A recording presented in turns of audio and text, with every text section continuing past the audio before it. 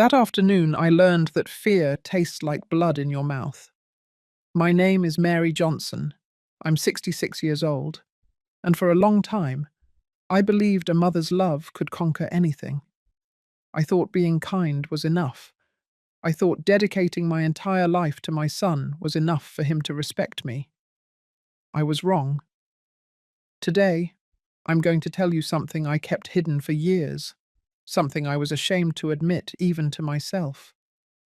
Because there are certain pains you hide, not out of cowardice, but because speaking them out loud is accepting that the world you thought you lived in never actually existed. It all began one afternoon in October. I was in my kitchen, the house I bought with 40 years of sweat, working as a school teacher. The walls smelled of cinnamon and hot cocoa, just like always. Outside, the lilac bush I planted when Tom was born was still blooming purple, bright and loyal in the yard. I heard the front door open. I recognized his footsteps immediately, heavy and rushed. "Mum, we need to talk," Tom said from the living room. His voice sounded different, harder, colder. I set my coffee mug on the counter and walked out to greet him. He was wearing a wrinkled shirt, and his eyes had a strange shine to them. Behind him was my daughter-in-law, Amy, with that smile that never quite reached her eyes. "Good afternoon, Mrs. Johnson," she said, almost singing. I didn't answer. Something in my chest warned me that this visit wasn't casual. "Sit down, Mom," Tom ordered. He didn't ask. He ordered me.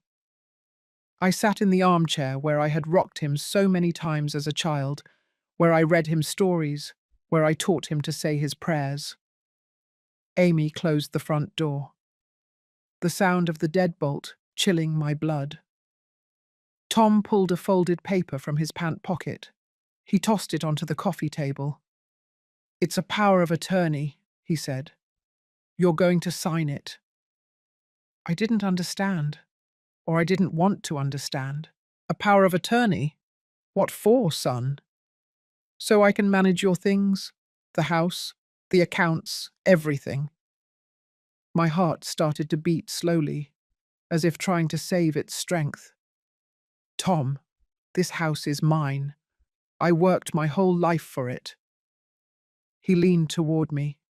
His face was so close I could smell the alcohol on his breath. "Exactly, Mum. You worked. You're old now. You can't handle all this anymore. You need help." "I don't need help, son. I'm fine." Amy let out a small laugh from across the room. That laugh pierced me like a knife. "Oh, Mrs. Mary, don't be difficult. It's for your own good." Tom straightened up. He walked toward the shelf where I kept the family photos. He picked one up, the one of his father, my husband, the man who died 12 years ago, leaving me with the promise that our son would take care of me. "Do you think Dad would want to see you like this, alone, stubborn?" Tears started to burn my eyes, but I didn't let them fall. "Your dad would want me to decide my own life." Tom put the photograph down on the table. Too hard. The glass of the frame cracked. "Sign it, Mum." "No." That word came out without me thinking. Firm, clear. And then it happened. Tom took off his belt. The black leather slid through his pant loops with a sound I still hear at night. He wrapped it around his right hand. His knuckles turned white. "I'm going to ask you one last time, Mum. Are you going to sign or not?" Sometimes we trust the wrong people too much. Have you ever been disappointed by someone you loved? Tell me your story in the comments. I want to read them. I looked at the belt. I looked at my son. And in his eyes, I found none of what I had known for 42 years. "I will not sign anything, Tom." Amy clapped slowly from her corner, as if watching a play. "Oh, how brave," she said, with that sickly sweet voice she always used when she wanted to hurt me. "Just look at that." Grandma's got spunk. Tom raised the belt. I closed my eyes. And right at that moment, someone rang the doorbell. Ding dong! The sound echoed throughout the house. Tom froze. Amy stopped smiling. "Who is it?" she asked in a thin voice. "I don't know," I whispered. They rang again, this time louder. Ding dong, ding dong. Amy walked toward the door with slow steps. Tom hid the belt behind his back. She opened it, and then she started to scream. Amy's scream brought me back to reality like a bucket of cold water. She stumbled backward, hands over her mouth, eyes wide. From where I was sitting, I couldn't see who had rung the bell, but I heard a man's voice, serious and calm. "Good afternoon. Is this where Mrs. Mary Johnson lives?" Tom dropped the belt to the floor. The leather hit the hardwood with a dry thump. Who are you?" he stammered. Two men walked into my living room. One was wearing an impeccable grey suit and carrying a leather briefcase. The other wore a uniform, a police officer's uniform. "I am Mr. David Williams, attorney for the Johnson family," said the man in the suit. "And this is Officer Miller. We received your call, Mrs. Mary. We are here to ensure no one forces you to sign anything." Amy started shaking her head, as if she could undo what was happening with pure movement. "No, no, no! This is a misunderstanding." Officer Miller looked at the belt on the floor. Then he looked at Tom. He didn't say anything, but he didn't have to. "I didn't make any call," I said, my voice choked. Mr. Williams approached me with slow, respectful steps. He crouched down to be at my level. "I know, ma'am, but someone who loves you very much did." In that moment, I understood everything.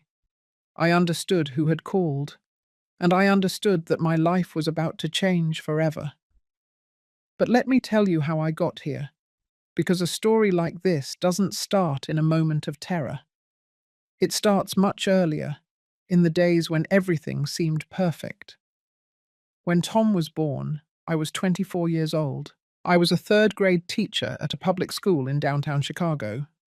My husband, Robert, worked in a textile factory. We didn't have much, but we had enough. And we had love. I remember the morning I brought Tom home for the first time. I wrapped him in a sky-blue blanket my mother had knitted for him. Robert drove slowly, so carefully, as if the whole world were made of glass. "That's it, my love," he said when we arrived. "Our family is complete," and I believed him. We raised Tom with kindness and discipline. We taught him the value of hard work, respect, and keeping your word. Every morning before school, we ate breakfast together at the kitchen table. Pancakes, bacon, and orange juice. I asked him about his dreams, and he told me with those bright eyes of a child who still believes anything is possible. "Mum, when I grow up, I'm going to buy you a huge house," he would tell me, his mouth full of a blueberry muffin, with a yard and a swimming pool. I ruffled his hair. "I don't need a huge house, my son. I just need you to be good." Robert would laugh from the other side of the table, reading the newspaper with a mug of coffee in his hand. "This boy is going to fulfill everything for you, Mary. You'll see." And I wanted to believe him. With all my heart, I wanted to believe him.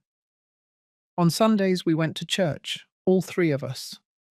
Tom put on his white shirt and black dress shoes that were always a little too big, because I bought them thinking they would last longer. We sat in the third pew, always the same one. Robert on the aisle side, me in the middle, Tom by the wall, where he could rest his head on my shoulder when the sermon got long. After church, we walked through the town square. Tom ran after the pigeons, Robert held my hand, and I thought, with absolute certainty, that this was happiness, this and nothing else. When Tom turned 12, Robert gave him a red bicycle. It wasn't new, but he had restored it with his own hands. He changed the tires, painted the metal, adjusted the brakes. "It's yours, son," he said. "Take care of it. The things you take care of last a lifetime." Tom hugged it as if it were pure gold. "Thank you, Dad. I promise I'll always take care of it." That bicycle lasted 5 months. Tom left it outside one rainy night, and it rusted. Robert didn't say anything to him, but I saw the sadness in his eyes. And I saw something else, something I didn't want to name at the time: disappointment. When Tom was 17, Robert got sick. It was fast, too fast. A pain in the chest that at first seemed like indigestion, then dizziness, then the diagnosis: his heart. He spent 2 months in the hospital. I went to see him every afternoon after teaching classes. I brought him lime-flavored Jell-O, his favorite. I read him the newspaper out loud. I told him neighborhood gossip to make him laugh. Tom went less often. He always had homework. He always had exams. There was always something more important. One afternoon, Robert took my hand in his. They were cold, too cold. "Mary, promise me something, anything, my love. Take care of Tom, but don't spoil him too much. That boy needs to learn that life hurts." I didn't understand what he meant, or maybe I did, but I didn't want to accept it. Robert died on a Tuesday morning. I was at school when they called me. By the time I got to the hospital, it was too late. They let me into the room. His body was still warm. I closed his eyes, kissed his forehead, and quietly promised him that I would take care of our son, that he would never want for anything. That promise was my first mistake. After the funeral, Tom changed. He became quiet, distant. He spent hours locked in his room listening to music I didn't understand. He stopped having breakfast with me, stopped telling me his things. I tried to get closer. I prepared his favorite dishes, ironed his clothes, left $20 on his dresser for his expenses. "Sweetheart, if you need to talk, I'm here," I would say, knocking on his bedroom door. "I'm fine, Mom," he always replied, without opening it. Years passed. Tom finished high school, entered college to study business administration. I paid every tuition bill with my teacher's salary. Sometimes I had to work double shifts, give private lessons, sell homemade cookies on the weekends. I didn't care. He was my son, my only son. When he graduated, I threw a party in the backyard. I invited all the neighbors. I prepared barbecue, potato salad, baked beans, and lemonade. I hung colorful streamers between the trees. Tom arrived late, and he arrived with her, Amy. She was tall, thin, with dyed blonde hair and long red painted nails. She was wearing a tight dress and very high heels. She greeted me with 2 air kisses, without actually touching me. "Nice to meet you, Mom. Tom has told me so much about you." Lie. I knew it immediately. Tom never talked about me. "The pleasure is mine," I replied, smiling.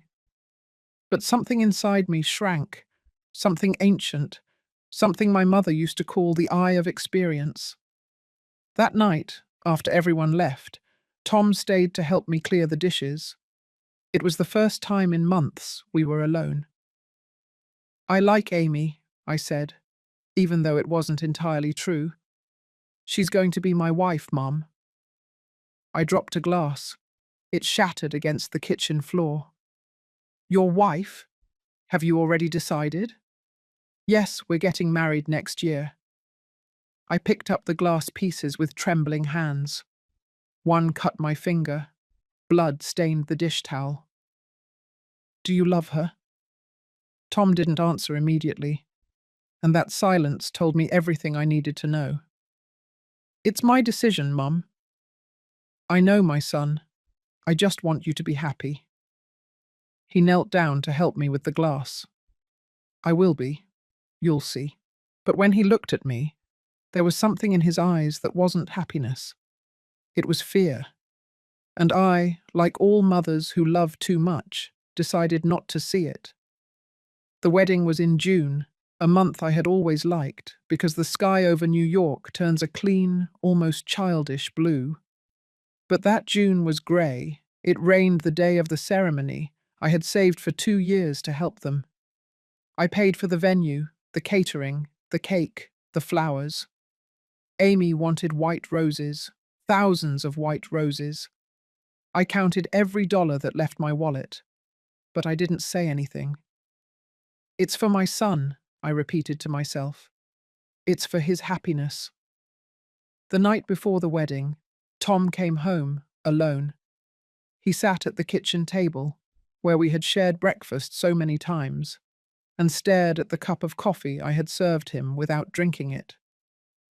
"Are you nervous, sweetheart?" I asked, sitting across from him. He nodded slowly. "It's normal. Your dad was nervous on our wedding day too. He messed up the vows 3 times." I tried to smile. Tom didn't return the smile.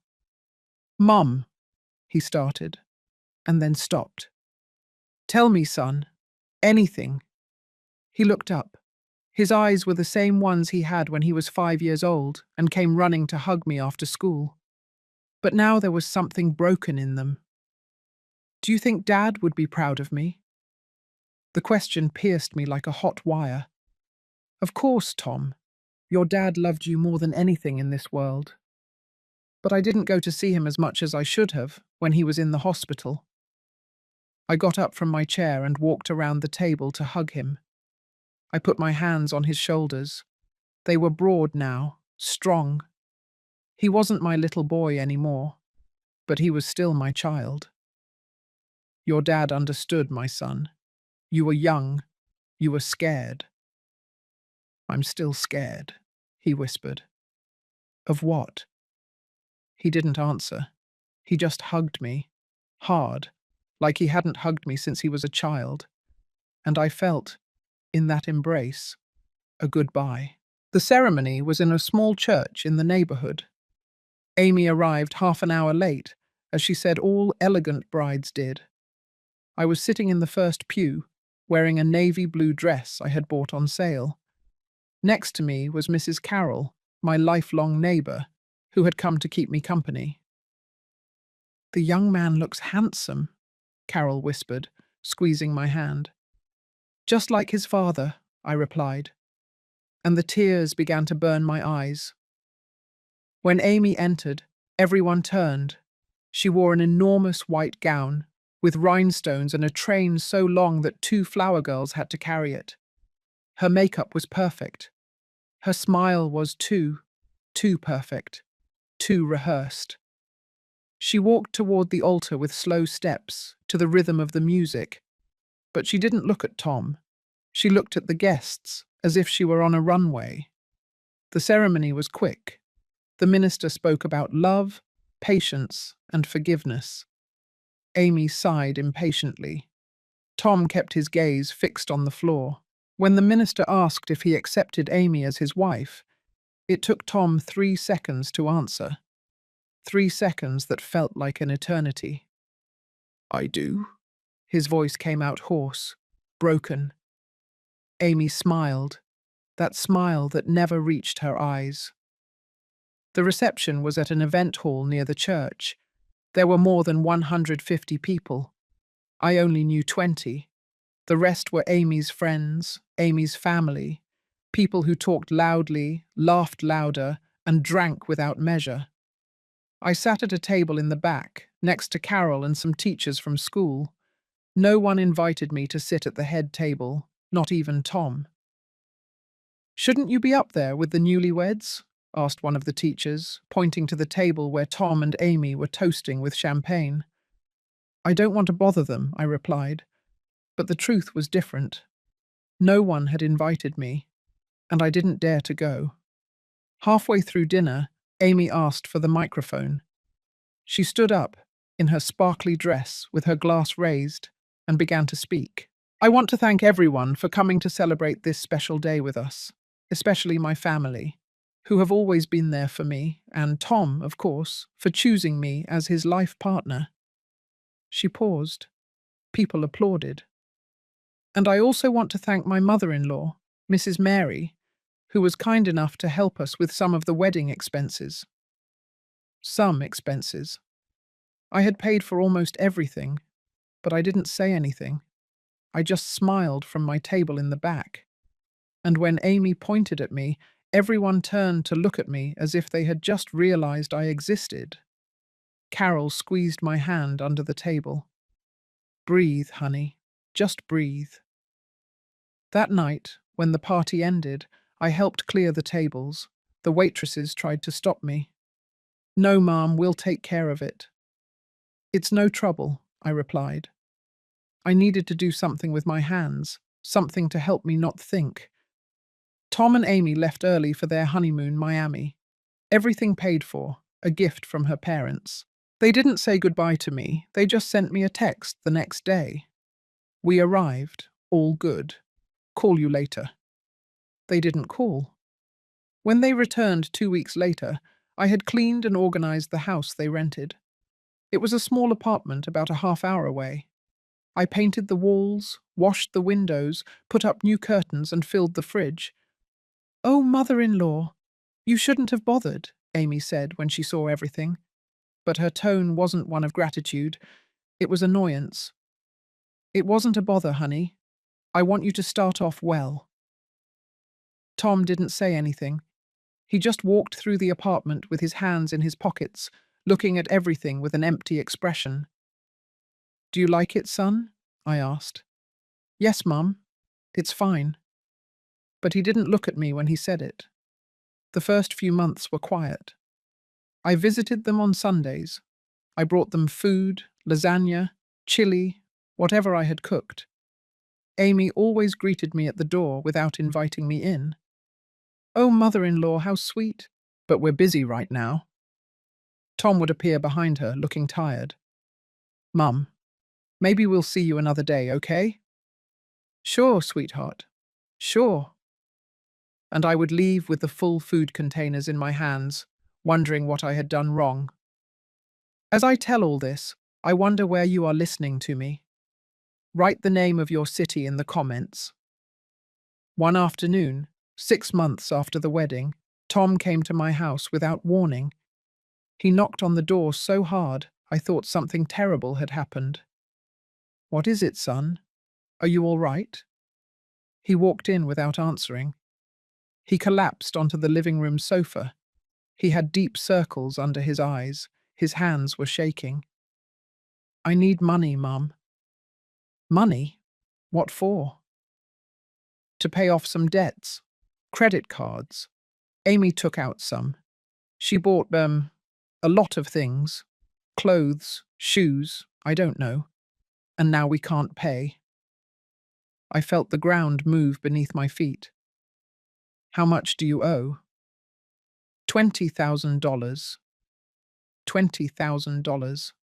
Almost 3 months of my salary. "Son, I don't have that kind of money." "Yes, you do, Mum. I know you have savings." It was true. I had savings. I had put them away for years for my retirement, for when I couldn't work anymore. "Tom, that money is for..." "For what, Mum? What are you going to use it for if you live alone? I'm your family. I should be your priority." His words hit me like stones. "You have always been my priority, sweetheart. Always. So help me, please." I looked at my son. I looked at the man he had become, and I didn't recognize anything in him. But he was my son, and I had promised Robert I would take care of him. "All right," I whispered. "I'll help you." I gave him the money the next day. Tom took it without looking me in the eyes. He didn't thank me. He just said, "I'll pay you back, Mum. I promise." He never did. 2 months later, he asked me for money again, then again, and again. It was always the same. Amy bought things, Tom asked for money, and I gave it. Until one day, a Saturday afternoon, Tom arrived with Amy, both of them, serious. "Mum, we have to talk to you." "Of course, sweetheart. Sit down. Would you like some coffee?" "No, Mum. We don't want coffee. We want to talk about the house." "The house?" Amy crossed her arms. She was wearing a new sweater. Camel. Soft. Expensive. "This house is too big for you alone, Mrs. Mary. It's a shame to have it empty." "It's not empty. I live here." "Yes, but you're only one person. There are two of us, and soon there will be more." It took me a second to understand. "Are you pregnant?" Amy smiled. For the first time, her smile looked real. 3 months. I should have felt joy. I should have shouted, cried with happiness, hugged my son. But the only thing I felt was fear. "Congratulations," I said in a flat voice. "Thank you, mother-in-law. That's why we need more space. And we thought the most logical thing would be for you to come live with us in the apartment. And we will stay here." The world stopped. "What?" Tom leaned forward. He put his hands on my knees. "Mum, think about it. The apartment is smaller, easier to maintain. And this house has 3 bedrooms. The baby needs its own room." "Tom, this is my house. I bought it. I paid for it." "I know, Mum. No one is taking anything away from you. We're just asking you to lend it to us for a while." "For a while? And then what?" Amy sighed impatiently. "Oh, Mrs. Mary, don't be dramatic. We just want what's best for your grandchild." I looked at Tom. I searched his eyes for any sign of the boy he had been, the boy who ran after pigeons in the town square, the boy who promised to buy me a huge house when he grew up. I found nothing. "Let me think about it," I said. Tom stood up. Amy did too. "There's not much to think about, Mum. It's your grandchild, your family." And they left. I didn't sleep that night. I sat at the kitchen table, looking at the cup of coffee getting cold in my hands, and for the first time in many years, I thought about Robert, about his last request. "Take care of Tom, but don't spoil him too much." It was too late.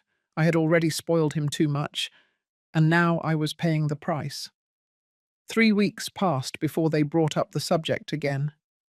3 weeks in which I woke up every morning with a knot in my stomach, wondering how I had gotten here.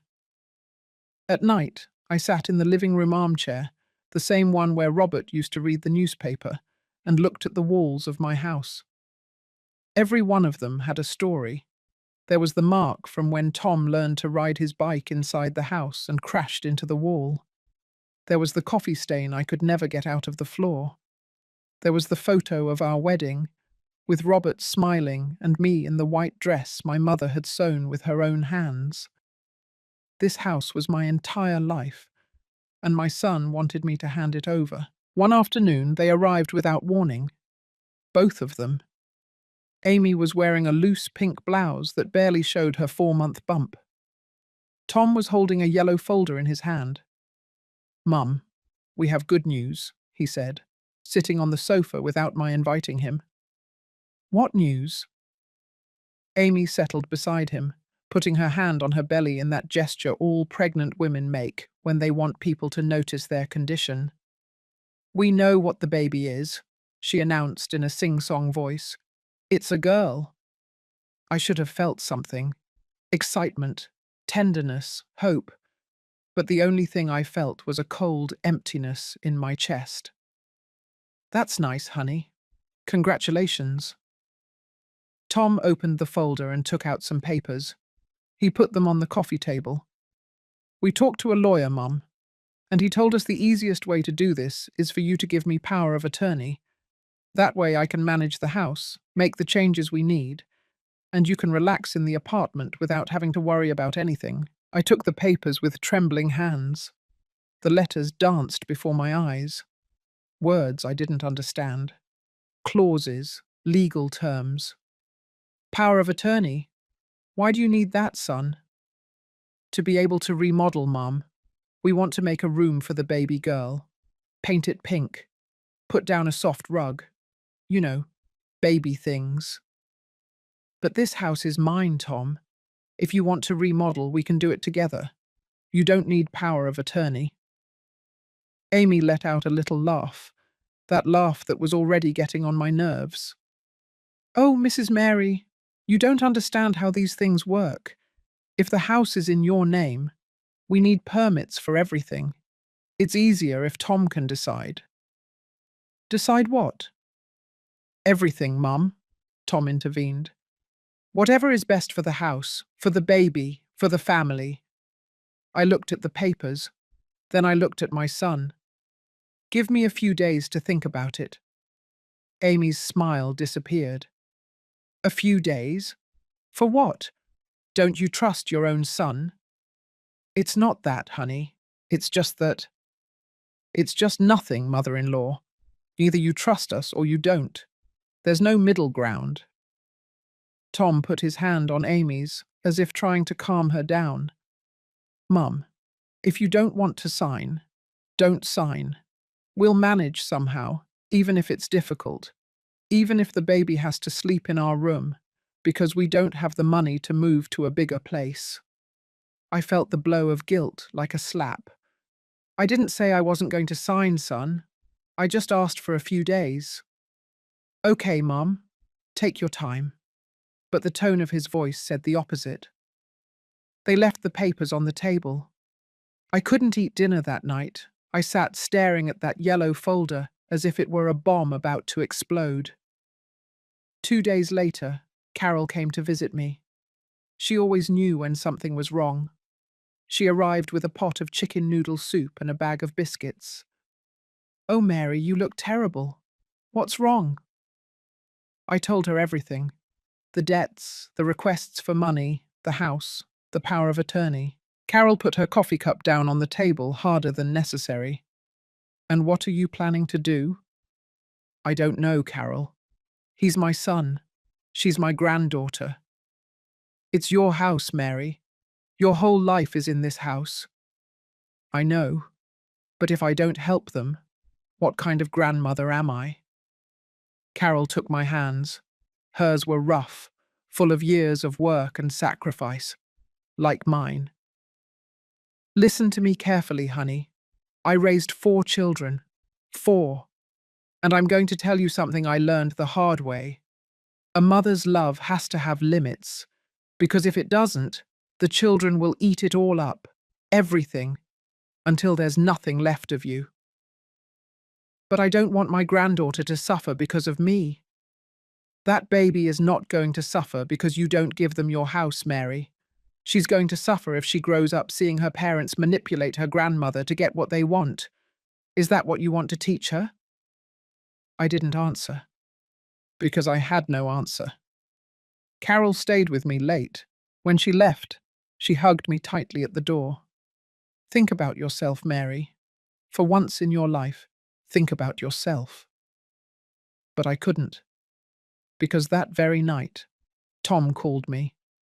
His voice sounded strange, choked. Mum, can I come over? Of course, sweetheart. Did something happen? I'll be right there. He arrived a half-hour later, alone, without Amy. His eyes were red, as if he had been crying. What happened, son? Where is Amy? At the apartment. We had a fight. Why? He sank into the armchair. He covered his face with his hands. Because I told her maybe we were pressuring you too much, that maybe we should look for another solution, and she got furious. My heart leaped. For the first time in months, I recognized my son. Oh, sweetheart, come here. I sat down next to him. I hugged him like when he was a child. He rested his head on my shoulder. I don't know what to do, Mum. She always wants more. More clothes, more things, more money. And I can't anymore. I just can't. Then tell her no, son. Set a limit for her. I can't. She's pregnant. If I make things difficult, she says she's going to leave, that she's going to take the baby, and I don't want to lose my daughter before I even meet her. I felt something break inside me. My son was trapped, and I was the only one who could save him, or so I thought. All right, Tom, I'll sign the papers. He lifted his head. He looked at me with bright eyes. Really, Mum? Really, but with one condition. Anything. That you keep the house, but that it be only yours, not Amy's, just yours. And when the baby is born, I want to see her. I want to be part of her life. Of course, Mum. Of course you can. I promise. He hugged me tightly, so tightly I could barely breathe, and I felt for a moment that I had made the right decision. I was wrong. I signed the papers a week later. The three of us went to the notary's office, Tom, Amy, and I. The notary read the entire document aloud, long, complicated words. I was only half listening. Do you understand, Mrs. Johnson, that by signing this power of attorney, you are granting your son the authority to manage, sell, mortgage, or perform any legal act on the property located at— Yes, I understand. And you do this of your own free will, without any pressure. I looked at Tom. He smiled at me. That smile I had seen thousands of times when he was a child and was asking me permission for something. Yes, of my own free will. Lie. I signed where they told me, 3 times, with my full name. Mary Johnson, widow of Robert. Amy clapped when I finished.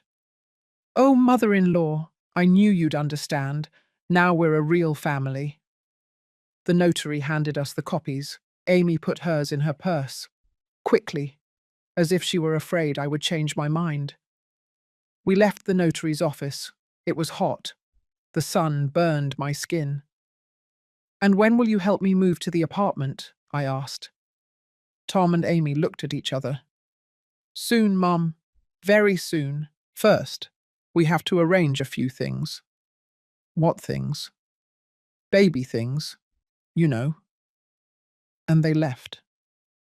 I was left standing on the street, with my copy of the document in my hands, feeling as if I had just signed my own death warrant. For the next 2 months, I tried to contact them. I called them. I texted them. I brought them food. I always got the same response. We're busy, Mum. We'll talk later. One afternoon, I decided to go without warning. I knocked on the apartment door. No one opened it. But I heard voices inside. Laughter. I knocked harder.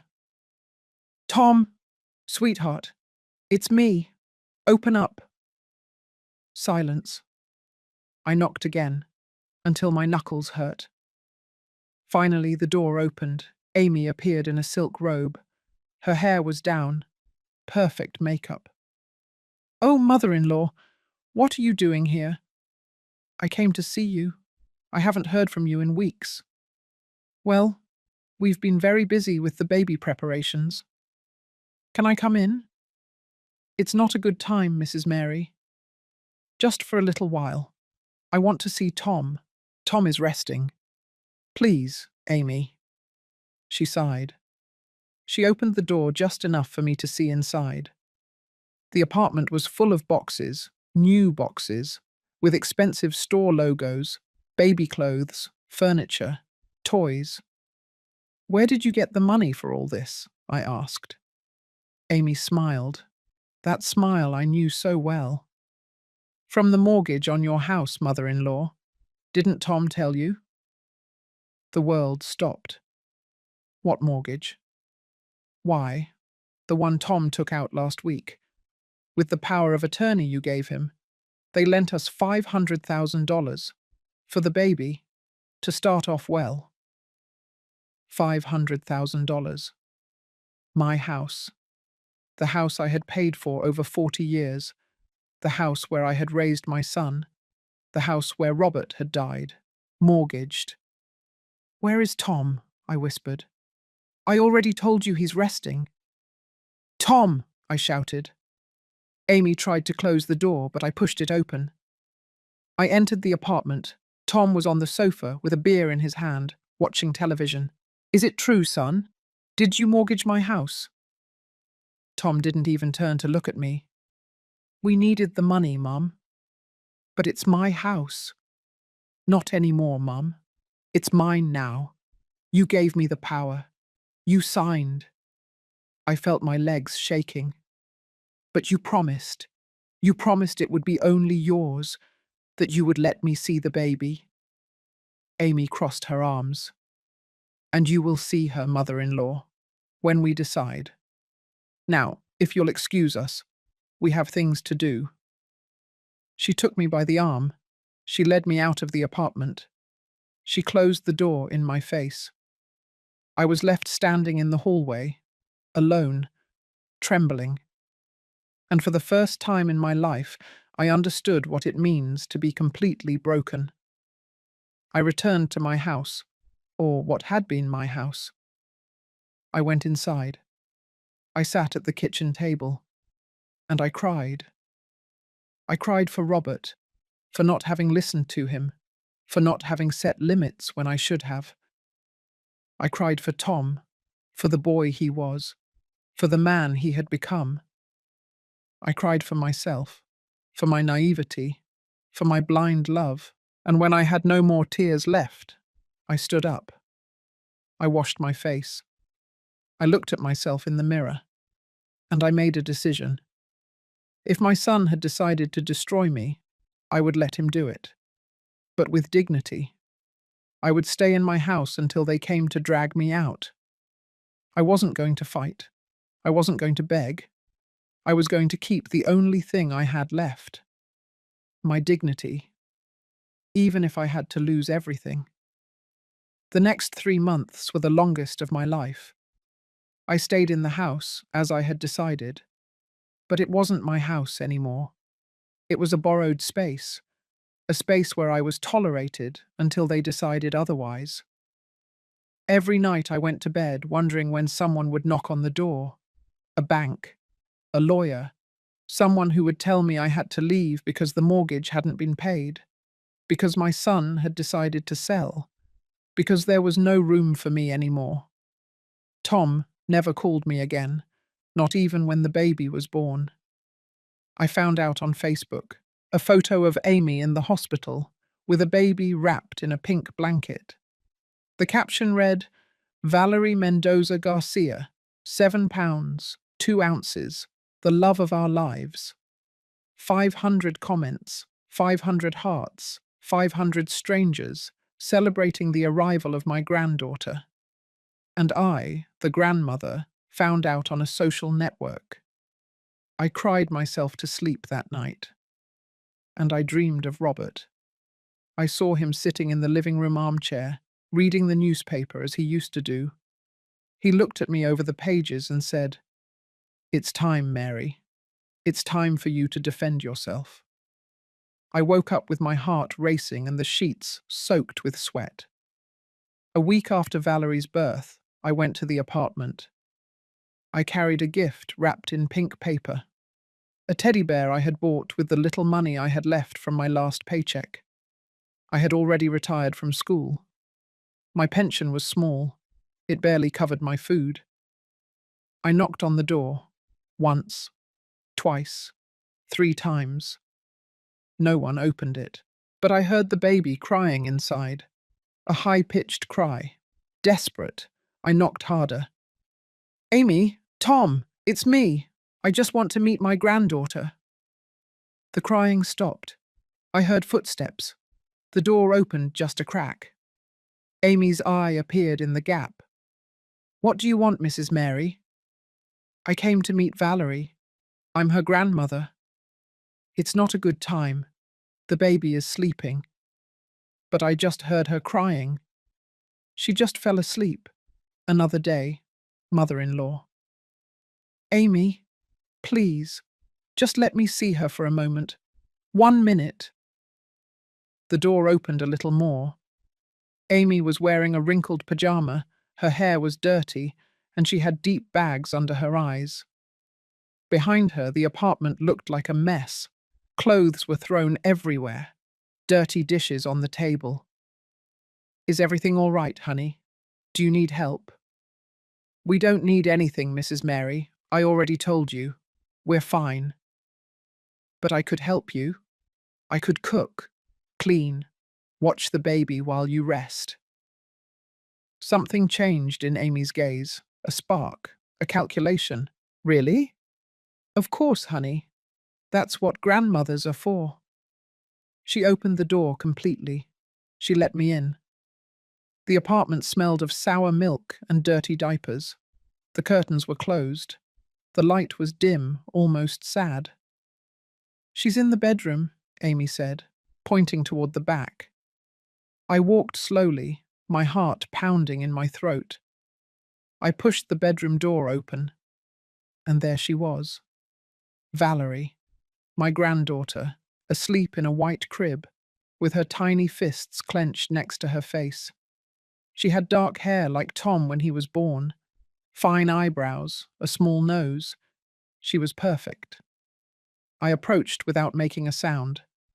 I stood looking at her for what seemed like hours, but was probably just minutes. I felt something I hadn't felt in months. Hope. She's beautiful, I whispered. Amy appeared behind me. Yes, she looks like Tom. Where is he? Working. He's always working. And how are you, honey? Are you resting? Amy sat on the bed. Suddenly she looked very young, very tired. I don't sleep. The baby wakes up every 2 hours. She cries all the time, and I don't know what to do. For the first time since I met her, I saw something real in her. Fear, exhaustion, vulnerability. It's normal, Amy. The first few months are hard, but they pass. I promise. My mum says it's my fault, that I should have learned before having kids. It's no one's fault. You learn how to be a mother by doing it. Valerie started to move. She opened her eyes. She had Robert's eyes, dark and deep. Can I hold her?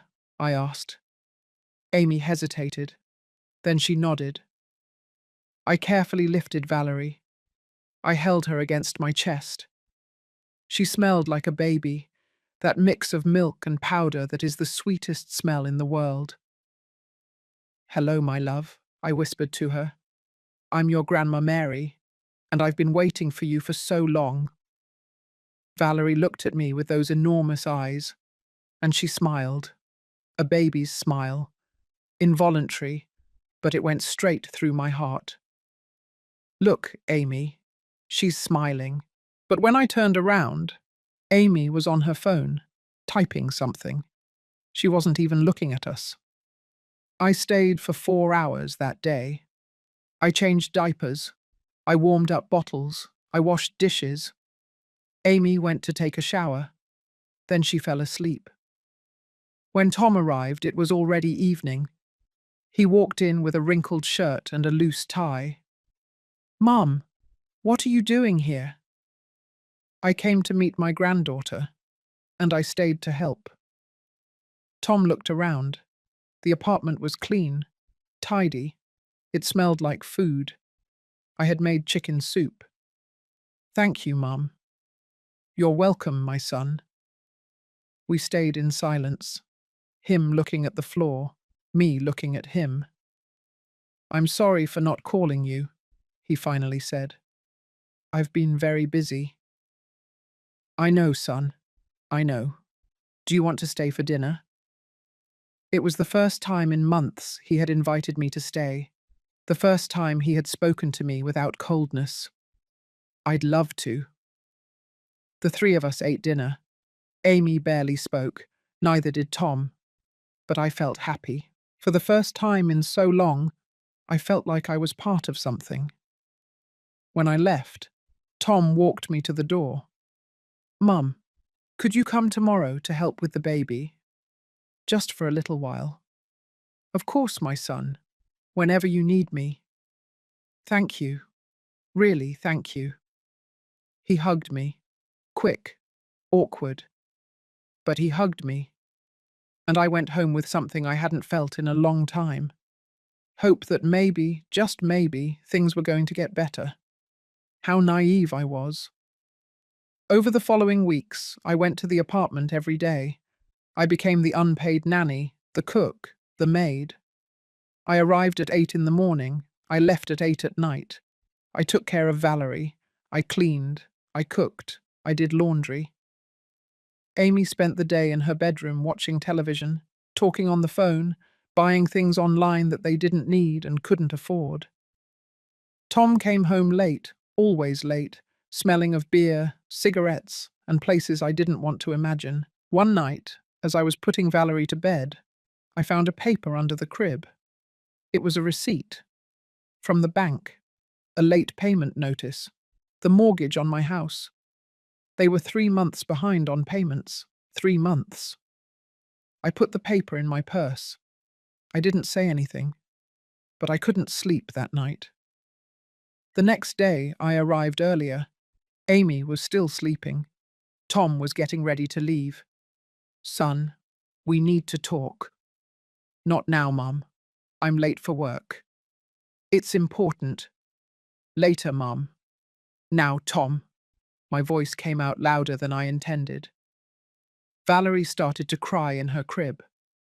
Amy came out of the bedroom, her hair a mess. What's going on? Why are you shouting? I took the receipt out of my purse. I put it on the table. What is this? Tom didn't even look at it. It's a bank receipt, Mum. I know what it says.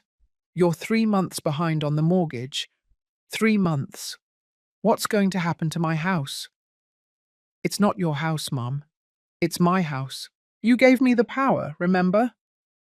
I gave it to you so you would take care of it, not so you would lose it. Amy crossed her arms. She no longer looked vulnerable. She no longer looked tired. She looked furious. Oh, Mrs. Mary, always the same thing. Your house, your house. You know what? We're sick of it. Sick of your complaining. Sick of your judging. I'm not judging you. I just want to know what's going to happen. What's going to happen, Tom said, grabbing his keys, is that we're going to fix it, our way. And if you don't like it, well, I'm sorry, Mom, but it's my problem, not yours. How is it not my problem? It's my house. Not anymore, he shouted. It's not your house anymore. It's mine. And I'm going to do whatever I please with it. He stormed out, slamming the door. The sound made Valerie cry harder.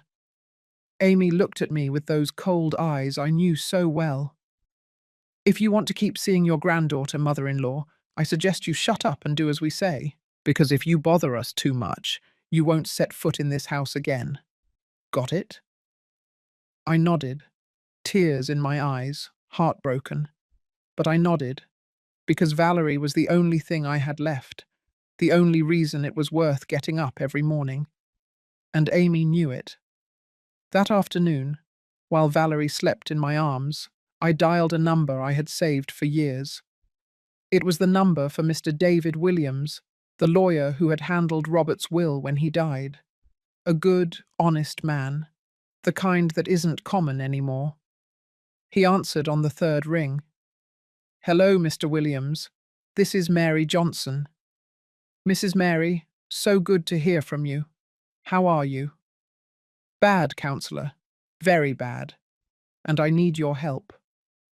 I told him everything. The power of attorney, the mortgage, the threats, the fear. He listened in silence. When I finished, he sighed. Mrs. Mary, this is serious, very serious. Your son is committing financial abuse, and you have the right to defend yourself. But he's my son, counselor. I don't want to get him in trouble. I understand. but you also cannot allow them to strip you of what is yours. What do you want to do? I don't know. I just know I'm afraid. Afraid of losing my granddaughter. Afraid of losing my house. Afraid of everything. Listen to me carefully, Mrs. Mary. I am going to help you, but you have to promise me something. What? That you will stop being afraid, because fear is what they use to control you, and as long as you're afraid, they will continue to abuse you. His words went through me like an arrow. And what should I do, counselor? For now, nothing. Continue your normal life. Keep seeing your granddaughter. But I'm going to investigate. I'm going to review the documents. And when I have everything ready, we will act. Act how? You'll see, Mrs. Mary. You'll see. I hung up the phone with my heart racing. I didn't know if I had done the right thing. I didn't know what was going to happen. But for the first time in months, I felt something close to hope. The following weeks were strange. I kept going to the apartment every day. I kept caring for Valerie. I kept cooking and cleaning. But there was something different about me. A quiet strength. A silent decision. I wasn't going to let them walk all over me anymore. Never again. One afternoon, while I was changing Valerie's diaper, I found another paper. This time it wasn't a receipt. It was a brochure from a real estate agency. We sell your property. In 30 days, no complications, best market price. Someone had circled the words, "We sell," in red. I felt the ground open beneath my feet. They were going to sell my house. They were going to sell it. And I had no way to stop it. That night, when I arrived home, everything looked different. As if it no longer belonged to me. As if the walls knew they would soon have other owners. I sat at the kitchen table, in the same place where I had shared breakfast with Tom so many times, where Robert had told me he loved me, where I had planned my whole life. And for the first time, I allowed rage to enter. Not just sadness, not just pain. Rage. Rage against Tom for betraying me, against Amy for manipulating him, against myself for having been so blind. But above all, rage against the silence, against all those years of keeping quiet, of enduring, of saying yes when I wanted to say no. No more. I picked up my phone. I dialed Mr. Williams' number. "Counselor, it's Mary." "Mrs. Mary, what happened?" "They're going to sell my house." Silence. "Then we don't have time to lose.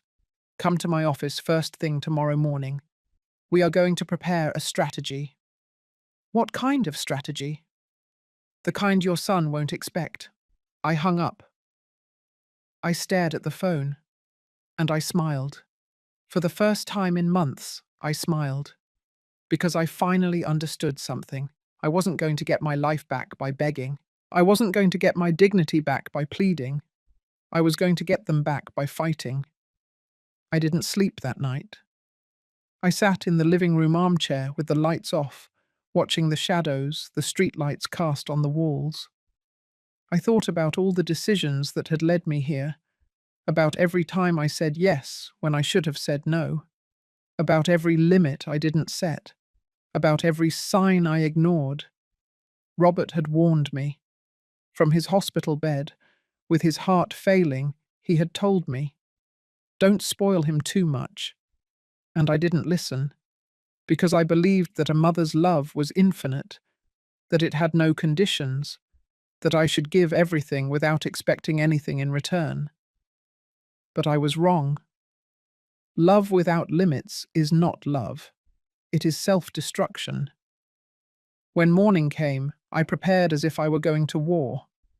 I took a shower. I put on the navy blue dress I had worn to Tom's wedding. I put on makeup for the first time in months. I did my hair. I looked in the mirror and recognized the woman I had been before I got lost in the role of the self-sacrificing mother. Mary Johnson, retired teacher, widow, owner of a house she had paid for with 40 years of work, and no one was going to take it from me without a fight. I arrived at Mr. Williams' office at 9 o'clock in the morning. His office was in an old downtown building with tiled floors and wooden stairs that creaked with every step. The secretary showed me in immediately.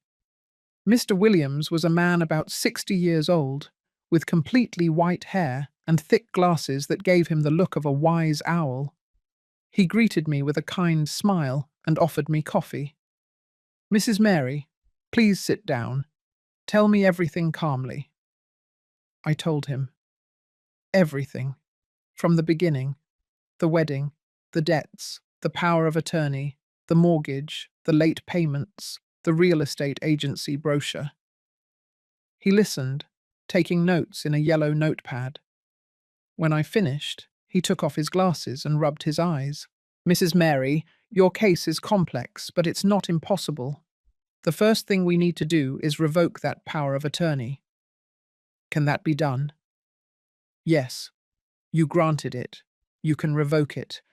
But you have to do it before a public notary, and your son will be notified immediately." "And if he gets angry? What if he doesn't let me see my granddaughter?" Mr. Williams looked at me with those eyes that had seen too many family tragedies. "That is the question all grandmothers in your situation ask me, and the answer is always the same. If you don't defend yourself now, you will lose everything: the house, your dignity, and eventually the granddaughter too. Because when your son sells the house and spends the money, who do you think he's going to come to ask for more?" He was right. What do I have to do? First, we are going to make copies of all the documents: the power of attorney, the deed to the house, the late payment receipts, everything you have. Then we'll go before the notary to revoke the power. And finally, we will file a complaint for financial abuse and attempted dispossession. A complaint? Against my son? Yes, Mrs. Mary, against your son. Because what he is doing is a crime, and you have the right to defend yourself. Tears started to burn my eyes. "Counselor, I don't want to get him in trouble. I just want to get my house back, to be able to live my final years in peace." "I know, and that's why we're going to try the peaceful route first. We're going to notify him that the power has been revoked, and we're going to give him the opportunity to hand over the house without problems. If he agrees, there won't be a complaint. If he doesn't agree, then what? Then we go to court, and a judge will decide." I took a deep breath, thought about Tom, the boy he had been, the man he had become, and I made the hardest decision of my life. "All right, counselor, let's do it." We spent the next 2 hours gathering documents, copies, signatures, and declarations. At 12 o'clock, we went to the notary's office, the same notary's office where I had signed the power of attorney months ago. The notary recognized me. "Mrs. Johnson, how can I help you?" "I've come to revoke the power of attorney I granted to my son." The notary looked at Mr. Williams, then looked at me. "Are you sure? This is a serious legal act. Once you revoke it, your son will no longer be able to act on your behalf." "I'm sure." "And you do this of your own free will, without any pressure?" I looked at Mr. Williams. He nodded slowly. "I do it of my own free will, and this time it's true." I signed where they told me. Once, twice, 3 times. The notary stamped the documents. "Done. The power has been revoked. Your son will be notified within the next 24 hours. We left the notary's office.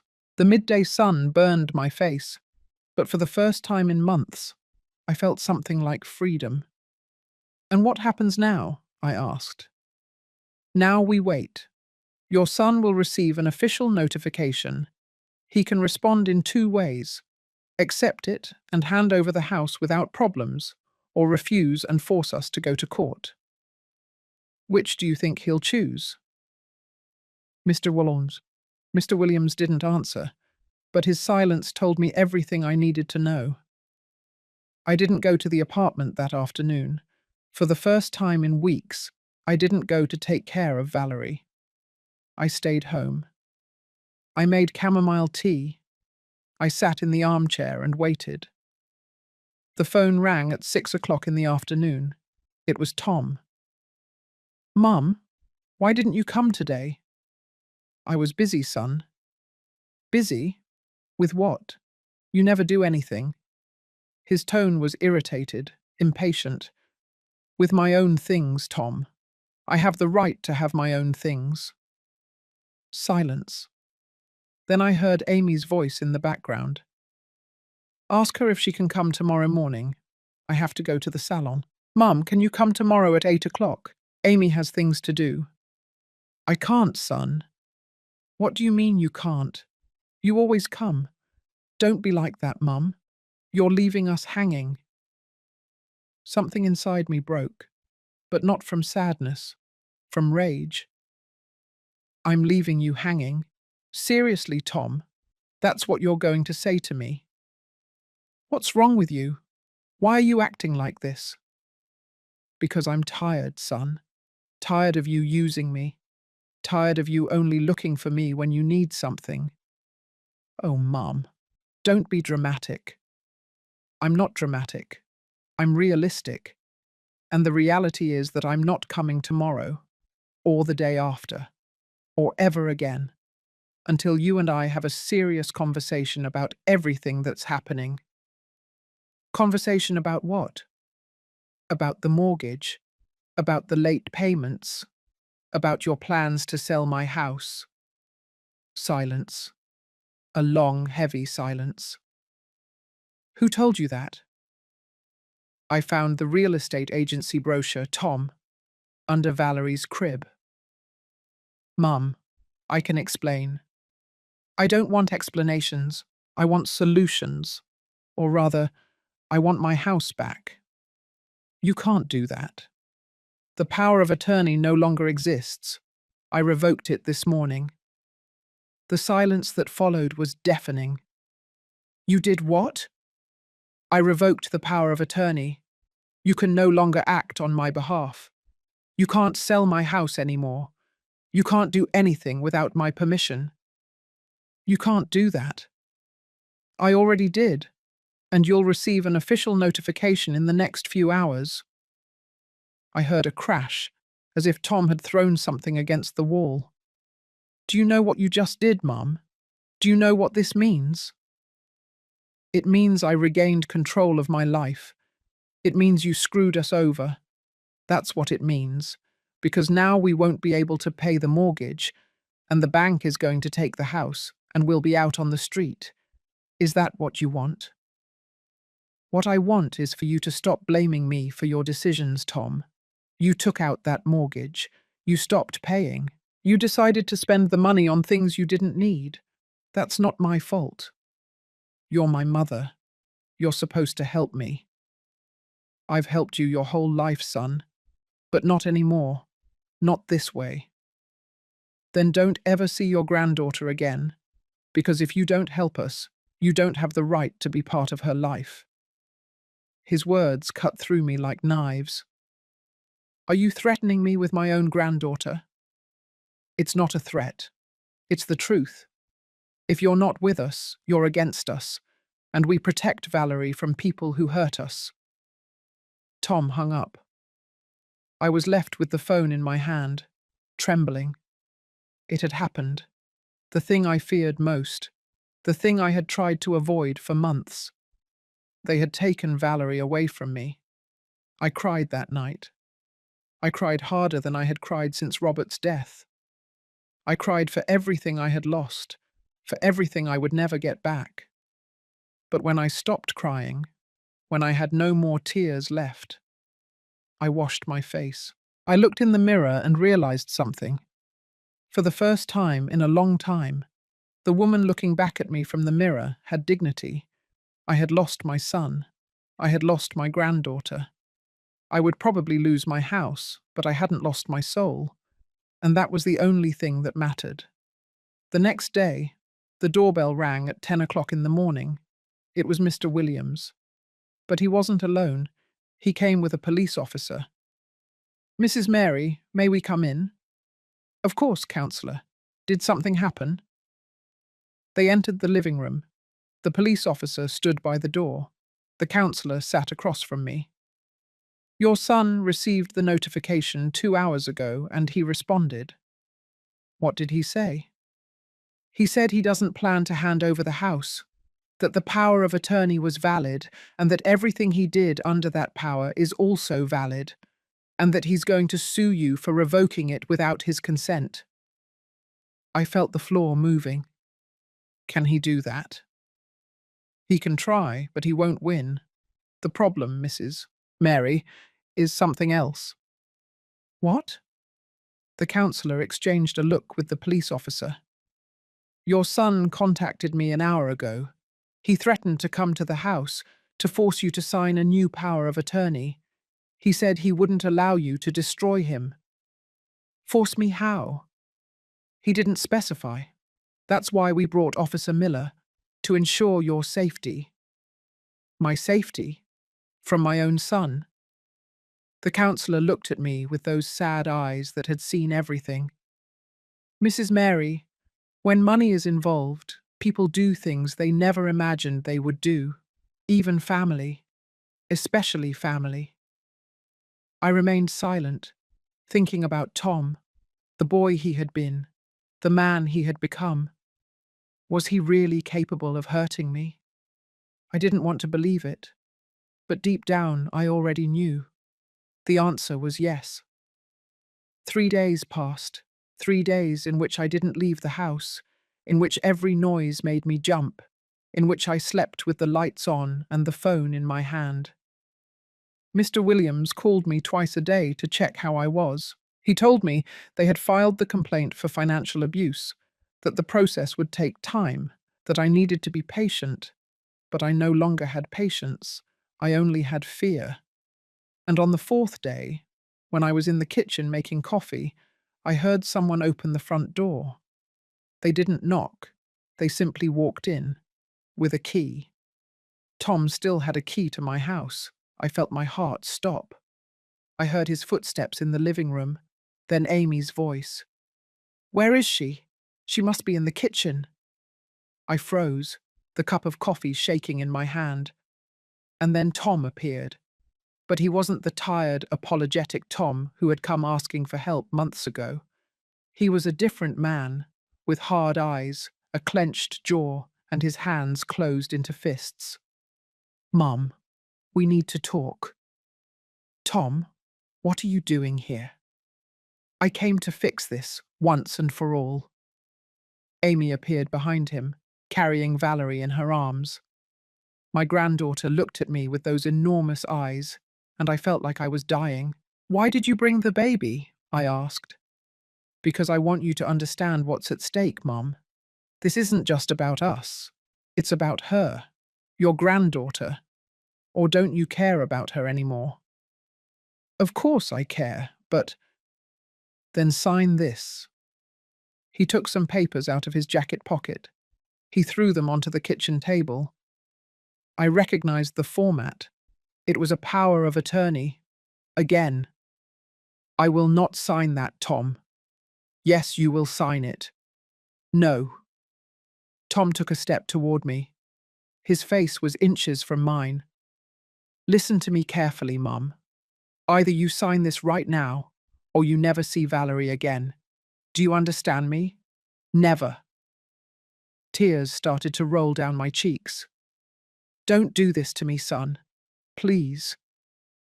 "You did it to me first. You revoked the power. You filed a complaint. You betrayed me." "I didn't betray you. I just defended myself." "It's the same thing." "No, Tom. It's not the same thing." Amy came closer. She put Valerie in front of my face. The baby reached out her little hands toward me. "Look, mother-in-law. Look at what you're losing. Your granddaughter, your family, everything. Is it worth it?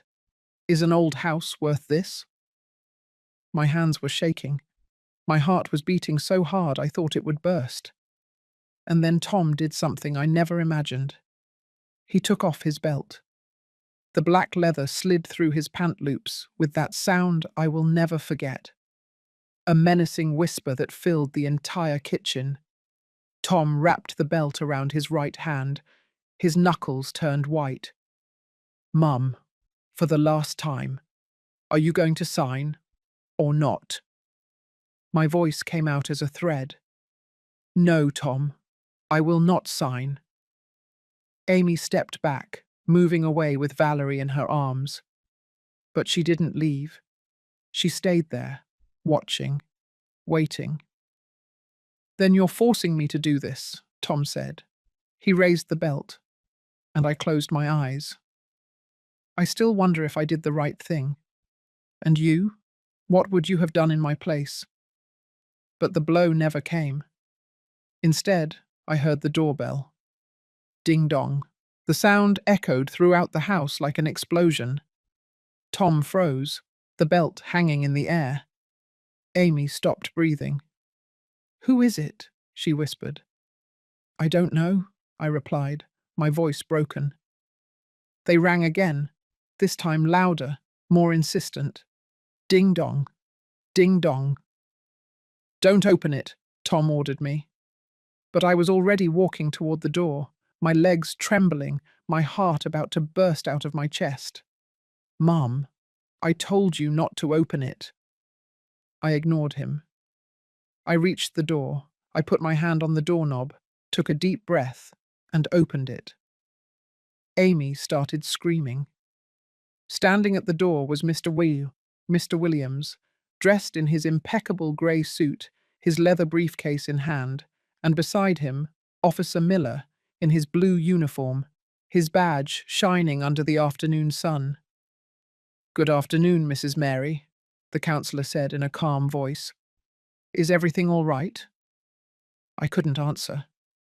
Tears started to roll down my cheeks uncontrollably. Officer Miller looked toward the inside of the house. I saw how his eyes landed on Tom, on the belt he was still holding in his hand. "Sir, can you please drop that?" he said in a firm but calm voice. Tom dropped the belt to the floor. The leather hit the hardwood with a sound that went right through me. "This is a misunderstanding," Amy began to say. "We were just coming to talk to my mother-in-law." "Talk?"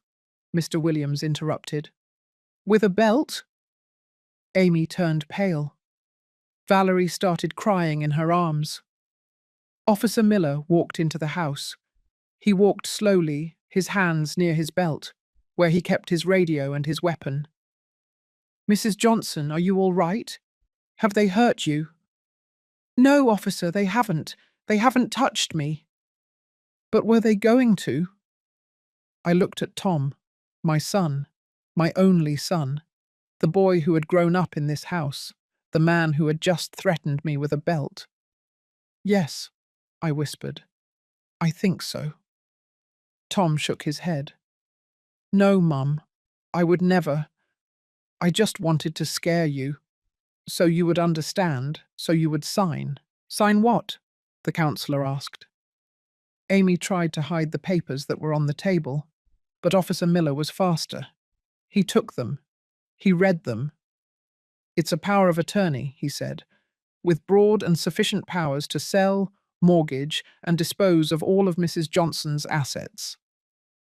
Mr. Williams walked over to the table, held out his hand, and the officer gave him the papers. He examined them carefully. "This is coercion, Tom. It's a felony. You were attempting to force your mother to sign a legal document under threat of violence." "I wasn't going to hit her," Tom insisted. "I just wanted her to understand." "Understand what?" I asked, my voice broken. "That if I don't give you everything I have, you're going to hit me. Is that what you wanted me to understand?" "Mum, you don't understand. We're desperate. The bank is going to take the house. We're going to be out on the street. And that's my fault, is it? Is it my fault that you took out a mortgage you couldn't pay? Is it my fault that Amy spent all the money? Is it my fault that you live beyond your means? You taught us to dream, Tom shouted. You told us we could have everything we wanted if we worked hard. I taught you to work, son, not to steal. And this is stealing, stealing from your own mother. Tom collapsed into a chair. He covered his face with his hands, and for the first time in a long time, I saw him cry. I don't know what to do, Mum. I don't know what to do anymore. Something inside me softened, that motherly instinct that never dies, that always wants to protect, that always wants to comfort. I almost went over to him. I almost hugged him. But then I remembered the belt. I remembered the threats. I remembered all the months of manipulation and lies, and I stayed where I was. What you have to do, Tom, is face the consequences of your decisions. Like an adult, Mr. Williams cleared his throat. Mr. Mendoza, Mrs. Garcia, you have two options. You can leave right now, without making any more of a scene, and resolve this civilly in court. Or Officer Miller can arrest you for trespassing, coercion, and attempted fraud. You decide. Amy was the first to move. She walked toward the door with Valerie in her arms. She passed by me without looking. Tom stood up slowly.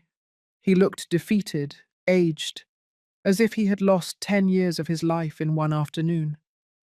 Go, Tom. Please, just go. You're kicking me out of the house where I grew up. I'm asking you to leave the house that is mine, that has always been mine, and that you tried to take from me. He walked toward the door, but before leaving, he turned. This isn't over, Mom. I promise you, it's not over. That's a threat, Mr. Mendoza, Officer Miller said, in front of 2 witnesses. I suggest you leave before this gets worse. Tom left. The door closed behind him, and I fell apart. Mr. Williams helped me sit on the sofa. Officer Miller brought me a glass of water from the kitchen. I drank it with trembling hands. How did you know they were here? I asked when I could speak. Mr. Williams smiled, a sad but proud smile. We didn't know, but when your son called me 3 days ago threatening to come, we decided to take precautions. We've been watching the house.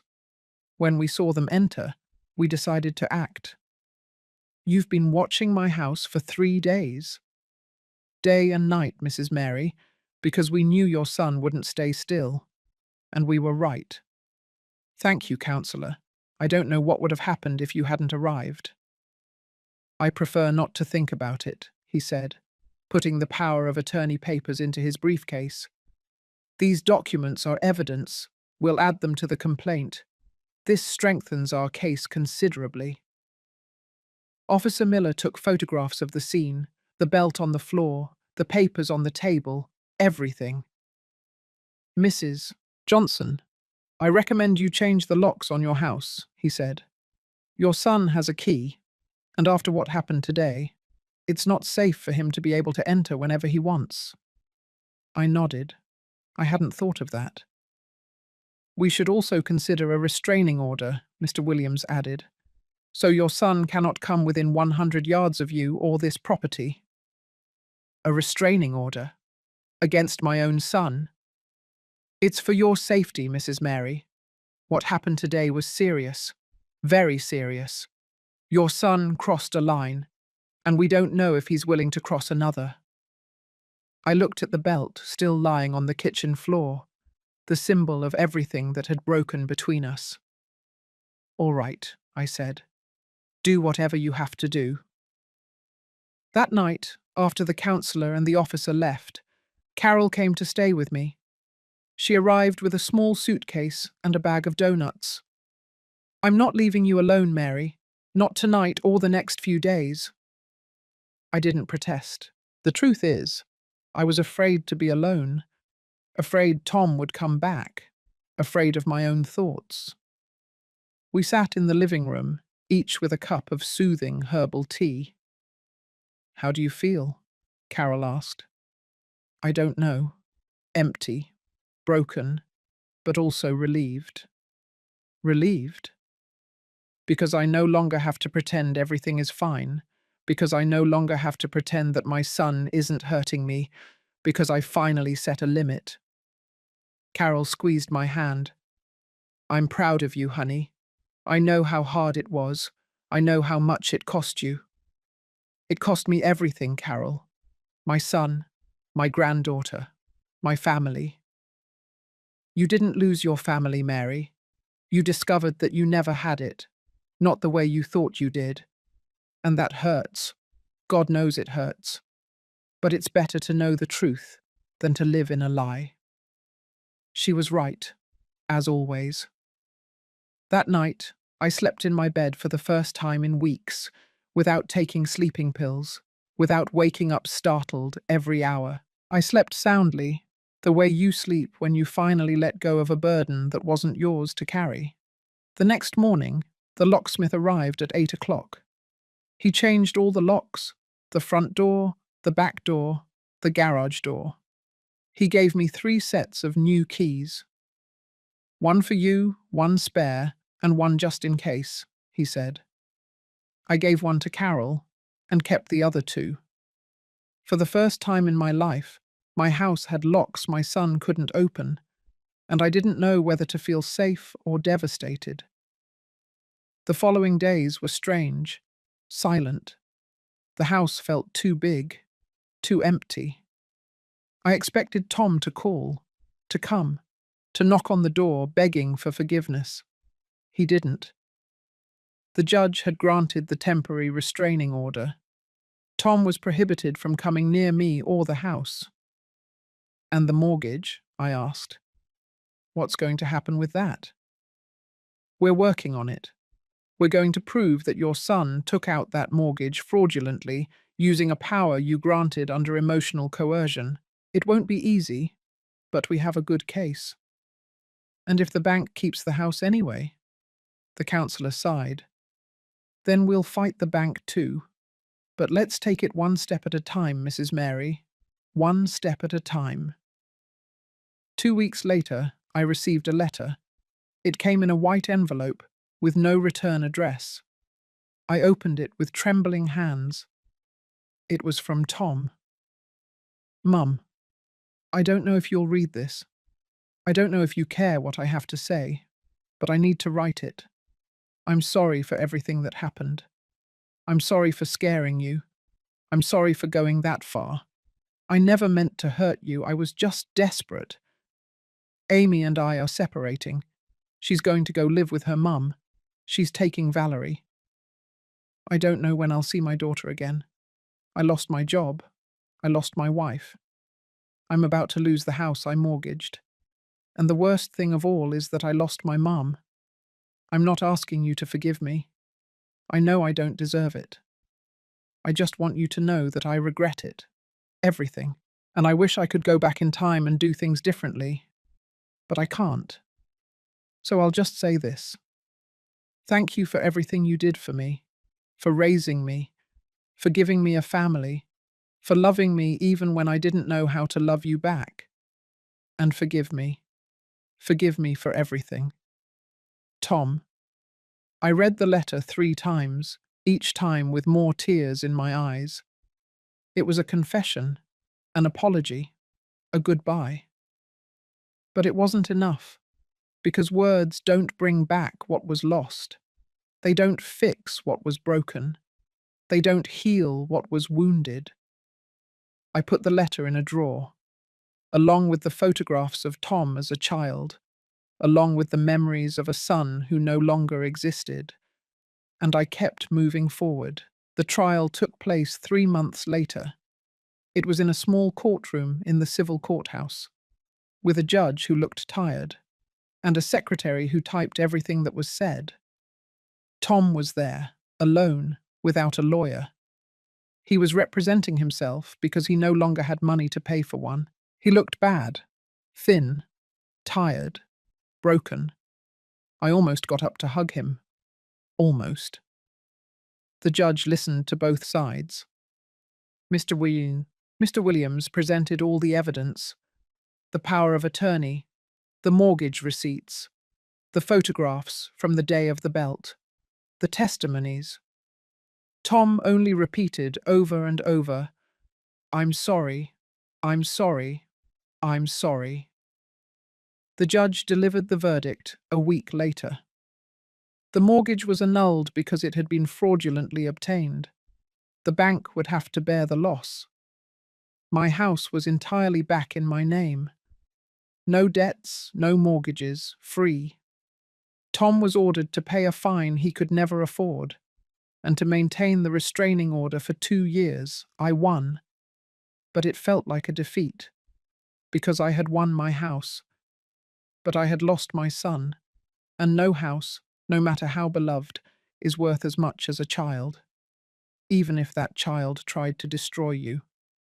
The months after the trial were the quietest of my life, not the quiet of peace, the quiet of absence. Like when someone dies and the house is filled with that emptiness that nothing can fill. Every day I woke up expecting to hear the phone, a call from Tom, a text message, anything, but nothing came. The house was officially back in my name. Mr. Williams had handed me all the papers in order: the clean deed, no mortgages, no liens, completely mine. I should have felt relief, joy, victory, but all I felt was a hollow space in my chest that grew a little bigger every day. One afternoon in November, 2 months after the trial, Carol came to visit me. She arrived with baked goods and hot cider, as she always did when she knew I was sad. We sat at the kitchen table, that table that had seen so many conversations, so many meals, so many tears. "Have you heard anything from him?" Carol asked, although she already knew the answer. "Nothing. Absolutely nothing." "And about the baby?" I shook my head. The tears began to burn my eyes before I could stop them. Sometimes I wake up early and I think about her, about Valerie. I wonder how she is, if she's talking yet, if she's walking yet, if she remembers me. She's too young to remember, Mary. I know, and that's what hurts the most, that I'm going to be the grandmother she never knew, the grandmother who exists only in old photographs and in stories they may never tell her. Carol squeezed my hand on the table. "You did the right thing, okay?" "Because it doesn't feel like the right thing. It feels like I destroyed my own family." "You didn't destroy it, honey. It was already destroyed. You just stopped pretending it wasn't." She was right, as always, but that didn't make it hurt any less. That same week, I received an unexpected call. It was a woman's voice, young, nervous. "Mrs. Mary?" "Yes, who is this?" "I'm Carla, Amy's cousin. We met at Tom's wedding." I vaguely remembered a tall girl with glasses who had been sitting at a table in the back. She had been one of the few people who had spoken to me that night. "Yes, I remember you. What happened?" "I wanted to tell you something. About Tom and Amy." My heart started beating faster. "What happened? Are they okay? Is the baby okay?" "The baby is fine. She's with Amy at my aunt's house. But, Mrs. Mary, you need to know something." "Tell me." Carla sighed. I could feel her discomfort through the phone. "Amy is planning to move to the United States. She has a sister in Texas. She wants to take Valerie. For good." I felt the ground disappear beneath my feet.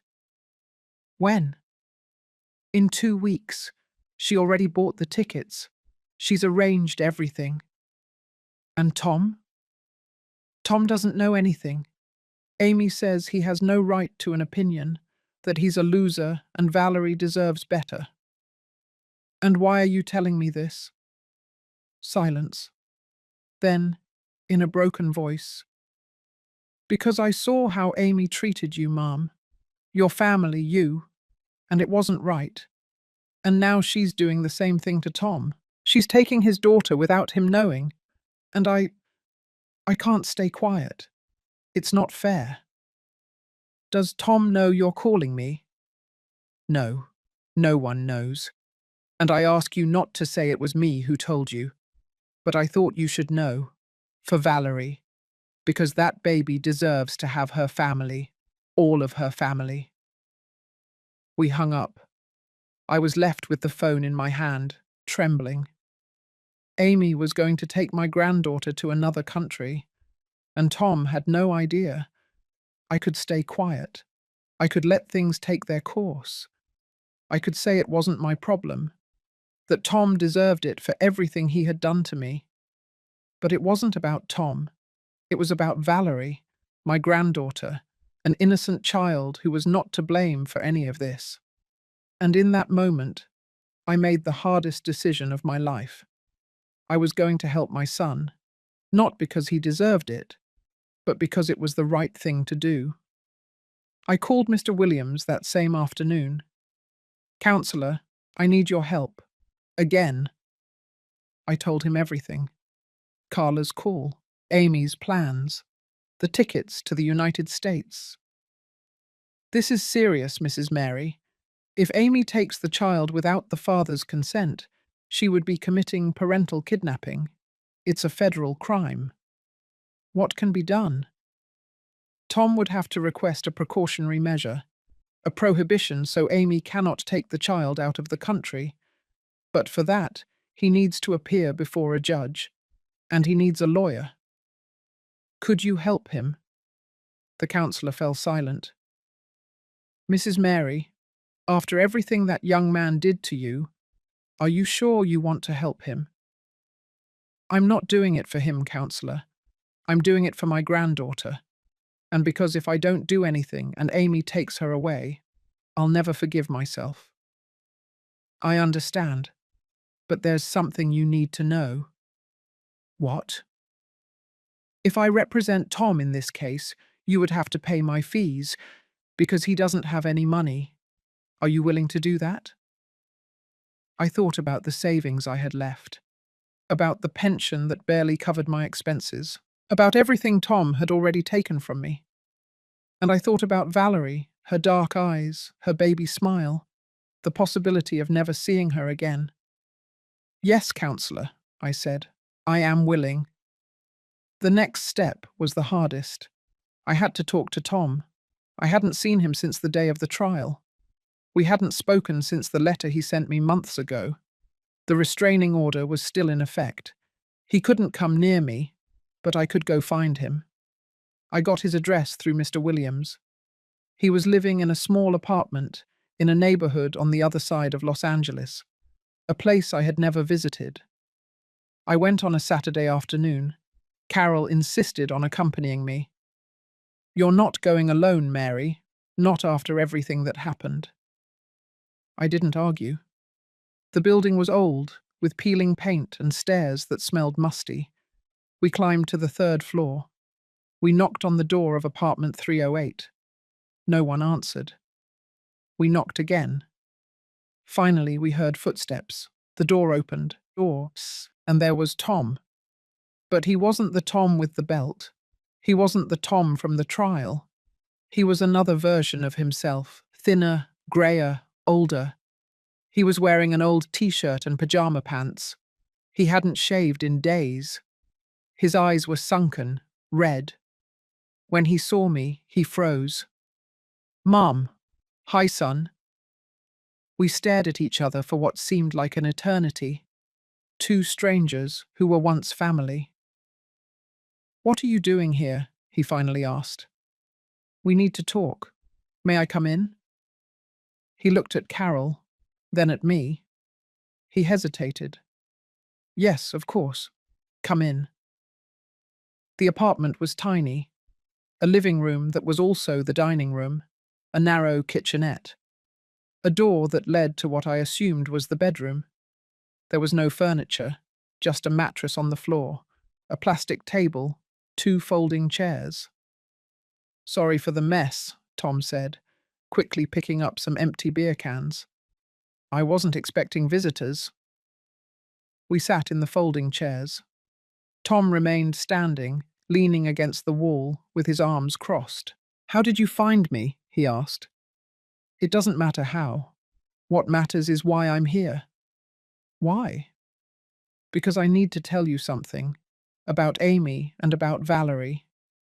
I saw his body tense up. "What's wrong with them? Are they okay?"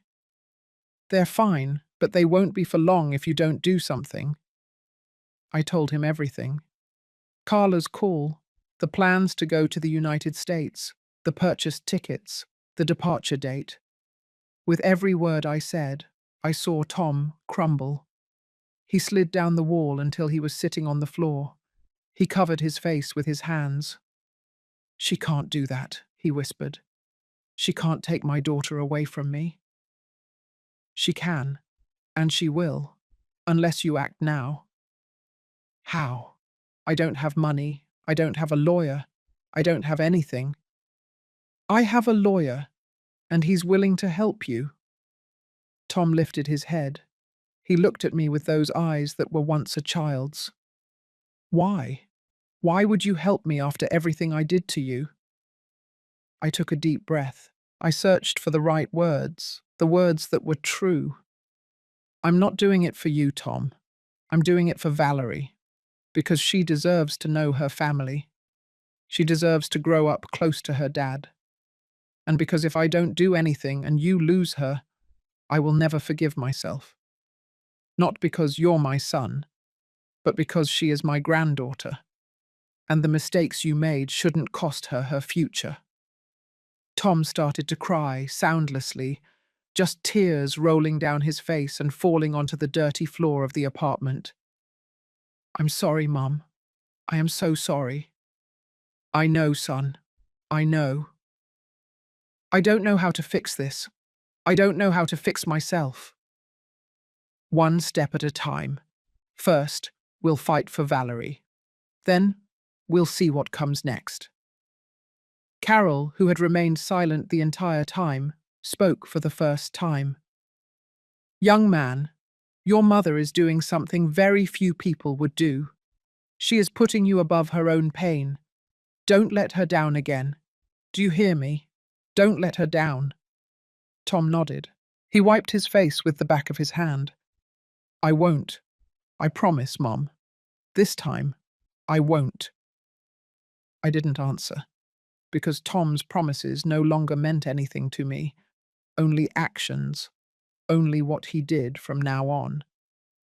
Mr. Williams filed the request for the precautionary measure the next day, Monday morning, with documents, evidence, and testimonies. On Tuesday, a family judge granted a temporary order prohibiting Amy from taking the minor out of the country until the custody situation was resolved. On Wednesday, when Amy tried to board the flight to Texas with Valerie in her arms, immigration agents stopped her at the airport. Carla called me that same afternoon. "You did it, Mrs. Mary. Amy is furious. She says you and Tom ruined her life." "But Valerie didn't leave. She's staying here." I hung up the phone and cried, not out of sadness, but out of relief. My granddaughter wasn't going to grow up in another country. She wasn't going to be lost forever. There was still a possibility. 3 days later, Tom came to visit me. He knocked on the door. He didn't walk in without permission like before. He waited for me to open it. "Hello, Mum." "Hello, son. Can I come in?" I hesitated. Part of me was still afraid. I still remembered the belt. I still felt the betrayal. But another part of me saw the man in front of me, not the one who had threatened me, but the one who had just lost everything and was trying to rebuild himself. "Come in." We went into the living room. We sat in the same places where we had talked so many times when he was a child, when I believed that nothing bad could happen. "Thank you, Mom, for what you did." "I already told you I didn't do it for you." "I know. But still, Thank you, because you could have stayed quiet. You could have let Amy take her, and no one would have blamed you. I would have blamed myself. That makes you a better person than me. I didn't deny it, because it was true. What happens now? I asked. We're going to fight for custody. Mr. Williams says I have a good chance. Amy has a history of irresponsible spending. She tried to run away with the child. And well, I'm trying to get my act together. How? I got a job at a warehouse. It's not much, but it's honest. I'm going to therapy, one that the state offers for free. And I'm trying to be the man Dad wanted me to be. His words hit me deep, because for the first time in years, they sounded sincere, not manipulative, not desperate, sincere. I'm glad, son. I know I can't ask you to forgive me. I know what I did is unforgivable. But I want you to know that I'm going to spend the rest of my life trying to be worthy of what you did for me, of what you always did for me. Don't do it for me, Tom. Do it for yourself, and for Valerie. He nodded. He stood up to leave. At the door, he turned one last time. Do you think someday we can be a family again? I thought about that question, about everything it implied, about everything that had been broken, about everything that maybe, just maybe, could be repaired with time and effort. I don't know, son, but I know the path begins with the truth, and the truth is that you hurt me, a lot, and that's not forgotten overnight. I understand, but I also know that you are my son, and a part of me will always love you, even if it hurts, even if it's complicated, even if we never go back to being what we were. That's more than I deserve. Probably, but that's a mother's love. It's not always fair. It's just real. He left, and I was left in the living room, looking at the closed door, wondering if I had done the right thing. The answer didn't come that night, or the next, or the one after that. But with time, I started to understand something. Doing the right thing doesn't mean it hurts less. It means you can live with yourself afterward. And that, at the end of the day, was the only thing that really mattered. Time is a strange thing. Sometimes it goes too fast, sometimes too slow, and sometimes it just passes, doing its silent work of revealing who we truly are. A year passed. A year since the day of the belt, a year since the trial, a year since my life split in two, the before and the after. In that year, I learned something no one teaches you when you're young, that life always collects its debts. Not in the way we expect, not with the drama we imagine, but silently, inevitably, like water that slowly wears away stone. I heard about Amy through Carla, who continued to call me occasionally to tell me things, not for gossip, but because, according to her, someone had to know the truth. After she was prevented from leaving for the United States, Amy stayed living with her mum, in that big house in a fancy neighborhood where she had always boasted she grew up with every comfort. But the comforts quickly ran out.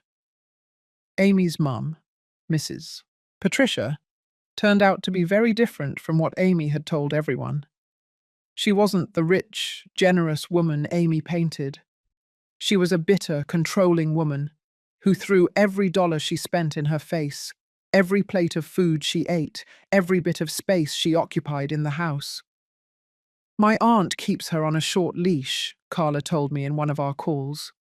She sets her hours, makes her clean, yells at her in front of Valerie. It's as if she wants to collect for all the years Amy acted like a princess. And what does Amy say? Nothing. What can she say? She doesn't have a job.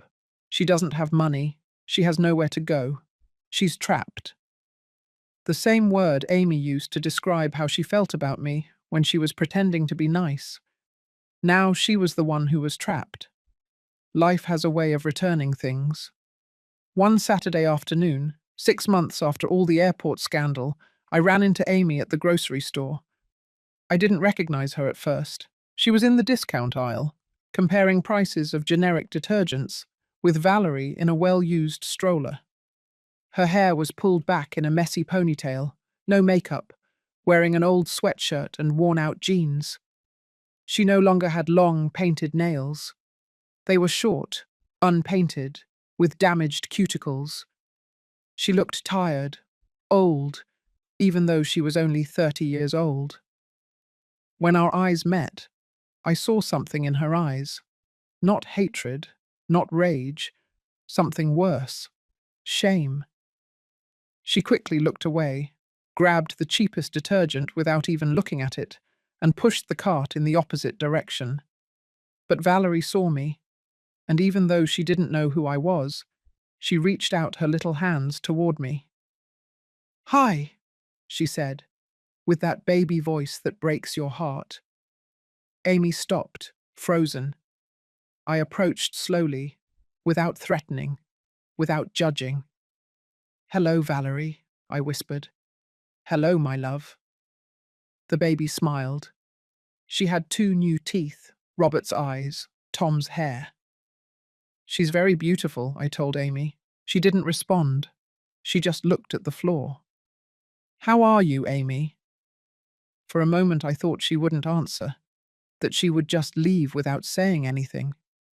But then she spoke, in a voice so low I could barely hear her. "Bad, Mrs. Mary. I'm bad." I didn't know what to say. Part of me wanted to feel satisfied, wanted to tell her, "This is what happens when you hurt people. This is what happens when you only think about yourself." But when I looked into her eyes, I only saw a broken woman, a woman who had staked everything on greed and had lost. "I'm sorry," I finally said. She looked up, surprised. "You're sorry after everything I did to you? You're sorry?" "I'm sorry you're suffering, because no one deserves to suffer, not even you." Tears started to roll down her face, without sobs, without drama, just silent tears, from someone who finally understands that their decisions have consequences. I didn't appreciate what I had. Tom, the house, a family that accepted me. I wanted everything, and now I have nothing. You have Valerie. Not even that. Tom is fighting for custody and he's going to win. I know it, because I'm a mess, and he's changing, truly. And you? Are you changing? She shrugged. I don't know. Maybe. Or maybe I'm just getting what I deserve. No one deserves to be unhappy, Amy, but we all deserve the consequences of our decisions. And that's what's happening now. Life is collecting what you owed it. She nodded. She wiped her face with the sleeve of her sweatshirt. Will you ever forgive me? I thought about it. Honestly thought about it. I don't know, but I know that forgiveness is not asked for. It's earned, and that takes time. A lot of time. I understand. Valerie started crying. Amy took her out of the cart and rocked her awkwardly, without practice, without patience, like someone who never learned to be a mother because she always thought other people would do the work for her. "Do you need help?" I asked. Amy looked at me. In her eyes, pride was fighting with desperation. Desperation won. "Yes," she whispered. "Yes, I need help." Then learn to ask for it, without manipulating, without threatening, without using the baby as a bargaining chip. Learn to be honest, because that is the only way out of where you are. How? Start over, like everyone else. I walked away, leaving her there with her discount cart and her crying daughter, and the whole life she had built on lies crumbling around her. I didn't feel joy, but I didn't feel guilt either. I felt something deeper, truer. I felt peace, because I understood something in that moment. I didn't need her to suffer to feel good, but I also wasn't going to carry her suffering as if it were mine. Everyone had to live with the consequences of their own decisions, and that is the purest form of justice that exists. As for Tom, his story was different, slower, more complicated. He kept his word. He stayed working at the warehouse. It wasn't a glamorous job. He loaded boxes, counted inventory, cleaned floors. But it was honest, and the money he earned he used to pay off his debts. Little by little, dollar by dollar, he visited me once a month, never unannounced, always asking permission, knocking on the door, waiting. At first, our conversations were short, awkward, full of silences that weighed more than words, but with time they became easier. Not like before, never like before, but more honest, more real. "How's therapy going?" I would ask him. "Good. Hard, but good. I'm learning things about myself I don't like, but I need to see." "Like what?" "Like how I always blamed others for my problems. Amy, my situation, you. But the truth is, Amitiz, I made the decisions. I took out the mortgage, I threatened with the belt, I destroyed our relationship, and I have to live with that." Those words, coming from him, meant more than any apology. "I'm glad you see that, son. Do you think you can ever forgive me?" "I have forgiven you, Tom. But that doesn't mean I forget, or that things go back to how they were. Forgiveness is so I can sleep in peace. It's not to turn back time." I understand. The custody trial took place 8 months after the airport incident. I went to the hearing, not because Tom asked me to, but because I wanted to see with my own eyes what was going to happen to my granddaughter. The judge was a woman, about 50 years old, with glasses and a serious expression that gave nothing away. She listened to both sides. Tom, who presented evidence of his stable job, his therapy, his clean and tidy apartment that he had prepared to receive Valerie, and Amy, who arrived without a lawyer, crying, asking for another chance, promising she would change, that she would be a better mother, that she just needed time. The judge delivered the verdict a week later, joint custody, but with primary residence at Tom's house. Amy would have supervised visits until she demonstrated financial and emotional stability. Tom left the courthouse crying, from relief, from gratitude, from fear of all the responsibility that had just fallen on his shoulders. "You'll do great, son," I told him. "You'll make mistakes, all parents do, but you'll do it with love, and that's what matters." "Thank you, Mum, for everything." "Don't thank me yet. Show me with your actions." He nodded, and he kept his word. 6 months later, Tom moved to a bigger 2-bedroom apartment, one for him, one for Valerie. He decorated it with his own hands, painted the walls yellow, put up curtains with clouds, bought a second-hand crib and restored it, just as Robert had done with the bicycle so many years ago. He invited me to see the apartment before Valerie moved in.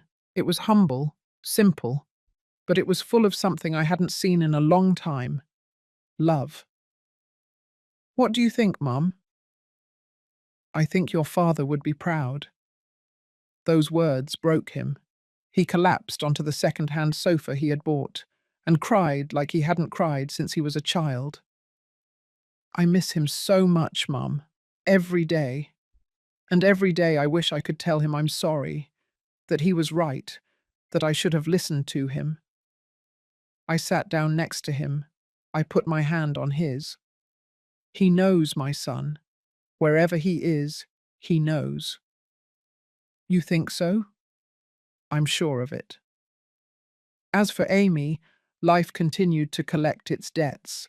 Her mother finally got tired of supporting her and gave her an ultimatum: get a job or move out. Amy got a job at a coffee shop, doing what she had always despised, serving others. At first, she hated it. Carla told me she complained all the time, cried on her breaks, felt that life was unfair to her. But little by little, something changed. She started arriving early, doing her job without complaining, saving every dollar she earned. After a year, she had saved enough to rent a room, small, in a distant neighborhood, but hers. And with that room came something else: dignity. I saw her one more time, almost 2 years after our encounter at the grocery store, this time at the family court, during one of the supervised visits with Valerie. She looked different. Not like the Amy at the wedding, but not like the destroyed Amy at the grocery store either. She looked like someone who had finally understood all that life owes you nothing, that everything you have to earn, and that honest work, even if it hurts, ultimately gives you something no shortcut can: self-respect. We didn't speak. We just looked at each other from afar. And in that look, there was something like understanding. We weren't friends, we never would be, but we were no longer enemies. We were two women who had been through the storm and had survived, each in her own way. And me, how was I? I was fine. Not perfect. Not without scars. But fine. My house was still mine, clear of debts, clear of mortgages, clear of people who wanted to take it from me. Tom visited me every 2 weeks, with Valerie. My granddaughter ran around the yard, chasing the butterflies that visited the lilac bush, that lilac bush that continued to bloom purple, bright, and loyal. The baby called me Grandma Mary, with that little voice that melted my heart. And when she hugged me, I felt that everything, absolutely everything that had happened, had been worth it. One Sunday, after lunch, Tom and I stayed at the kitchen table while Valerie napped on the living room sofa. "Mum, I want to ask you something." "Tell me, son." "Did you ever call me crazy when all of that was happening? Did you say I was crazy for not giving them what they asked for?" I thought about it. I remembered those dark days, those nights of fear. "No, son, I never called you crazy. But there were people who thought who thought I was crazy for defending myself, for setting limits, for not continuing to be the mother who sacrifices herself until she disappears. And what do you think now?" "I think the only craziness is giving up your dignity for fear of being alone. Because in the end, if you give up who you are, you're alone anyway. Alone from yourself, and that is the worst loneliness of all." Tom nodded. He looked out the window toward the yard where Valerie had been playing. "I once thought you were unfair to me, that you took away what was mine. But now I understand that it was never mine. It was yours, and I tried to steal it from you. Not just the house, your peace, your dignity, your life. You understand it because you matured, son, because life taught you. Sometimes life is the best teacher, even if it's the hardest. Did you ever see how I ended up after everything that happened?" I smiled, a sad but honest smile. "I saw you, Tom. I saw you alone in that miserable apartment. I saw you without a job, without a wife, without money. I saw you hit rock bottom, and I didn't feel joy, but I didn't feel guilt either, because I understood something important." "What?" "That sometimes the greatest love you can give someone is letting them face the consequences of their actions, because only then can they grow. Only then can they change." Tom wiped a tear that rolled down his cheek. "Thank you for that, Mum. Thank you for not rescuing me, because if you had, I would still be the same. And Valerie would have a dad who's no good. You're right, but I'll also tell you something. I saw that you got up. I saw that you changed. And that son, that fills me with pride. We fell silent, that comfortable silence that can only exist between people who have passed through the fire and come out the other side. Life always collects its debts, doesn't it, Mum? Always, son. Always, sir. Sometimes it takes time. Sometimes it seems like it will never arrive, but it always collects. And it collected years of silence from me, of enduring, of not defending myself. But it also collected from those who hurt me, not with my revenge, but with their own decisions. Karma, he said. Justice, I replied. Simply justice. Today is 3 years since that afternoon of the belt. 3 years since my life split in two. 3 years since I learned that sometimes defending your dignity costs everything you have, and that it is worth it. I am sitting on my front porch, in the same place where Robert used to sit to read the newspaper on Sunday mornings. The afternoon sun warms my face. The lilac bush is still blooming in the yard, purple, bright, loyal. Valerie runs barefoot through the garden.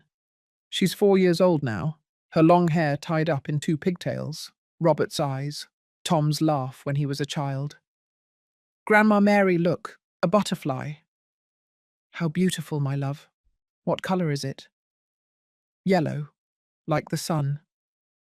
I smile, that smile that only grandmothers know, the one that hurts and heals at the same time, the one that carries all the weight of the world and all the lightness of hope. Tom is in the kitchen making iced tea. I can hear him moving things around, humming a song, how he has made this house his own again, but in a different way, respectful, humble. He has been coming every Sunday for 2 years with Valerie to eat, to talk, sometimes just to be in silence together. He is not the son I had. That son died the day of the belt. But he is the man that son could have been if life hadn't led him astray. And that man is learning to be better every day. He comes out to the porch with 2 glasses of iced tea, gives me one, and sits in the chair next to mine. Thank you, my son. You're welcome, Mum. We drink in silence, watching Valerie chase butterflies, watching the afternoon fall slowly over the yard, watching life continue its inevitable course. Mum, can I ask you something? Of course, son. Do you ever regret it? All of it. Confronting me, revoking the power, everything. I think about it.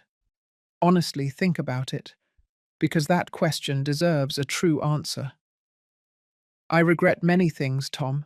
I regret not setting limits sooner, giving you everything without teaching you the value of earning it, rescuing you every time you fell instead of letting you learn. But I don't regret defending myself, because defending myself was the only thing that saved me, and eventually it saved you too. How me? Because if I had given you the house, if I had signed that second power of attorney, if I had continued to be your lifesaver every time you sank, you would never have learned to swim, you would never have hit rock bottom, you would never have had to look in the mirror and ask yourself who you really were, and you would never have changed. Tom nods. He drinks his iced tea. He looks at his daughter. You were right about everything, and I was blinded by ambition, by Amy's lies, by my own immaturity. We all get blinded sometimes, son. The important thing is to open your eyes before it's too late. It was almost too late, but it wasn't, and that's what counts. Valerie runs toward us with her hands full of flowers she picked from the garden. For you, Grandma. They're pretty like you. I take the flowers, small, bruised by her little hands, but beautiful anyway. Thank you, my darling. They're the prettiest flowers I've ever received in my life. Prettier than your dad's. I look at Tom. He smiles. As pretty as your dad's when he was a little boy, and he used to bring me flowers from the neighbour's garden without permission.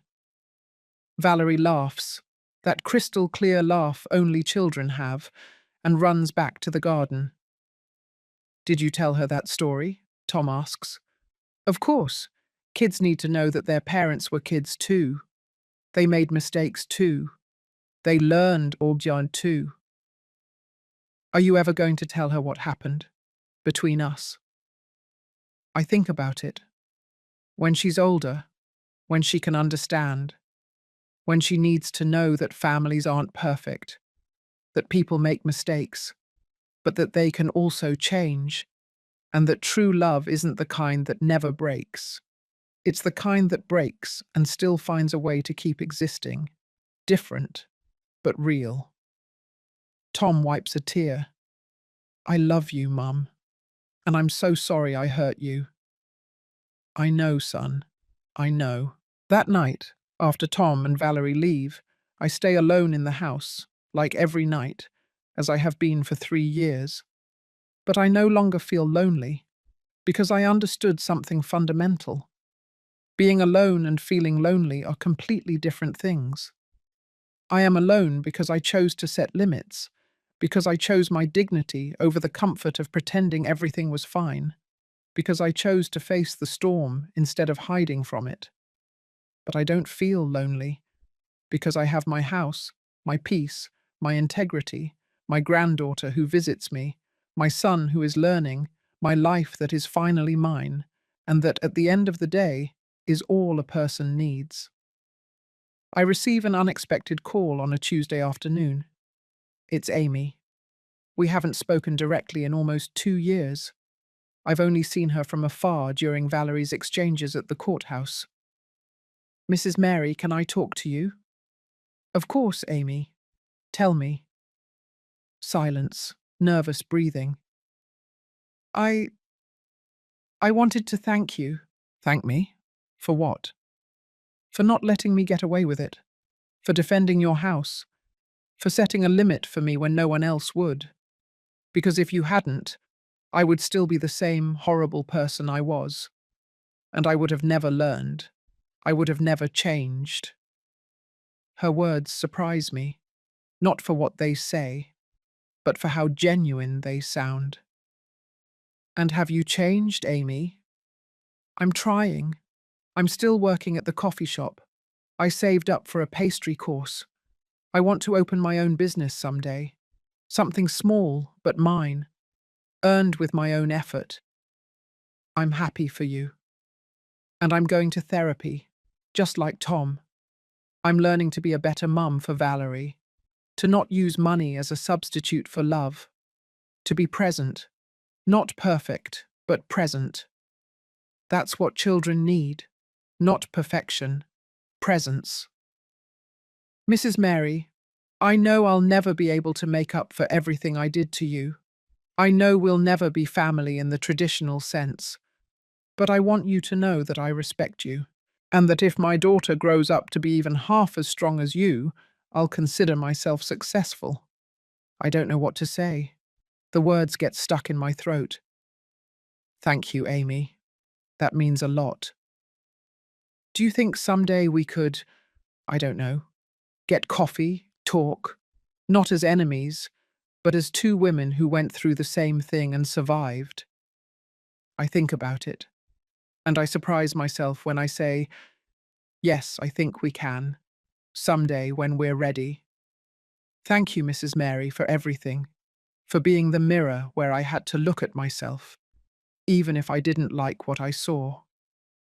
We hung up, and I was left sitting in my living room, looking at the walls of my house, thinking about how strange life is, about how the people who hurt us the most are sometimes the ones who learn the most from us, and about how pain, when processed correctly, can turn into wisdom.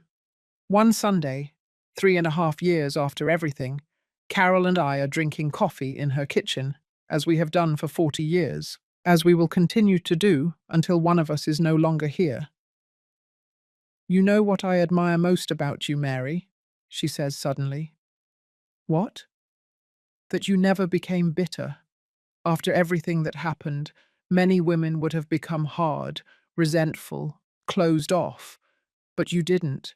You kept being you, just stronger. I don't always feel strong, Carol. No one feels strong all the time, my dear. Strength is not about not being afraid. It's about being afraid and still doing the right thing.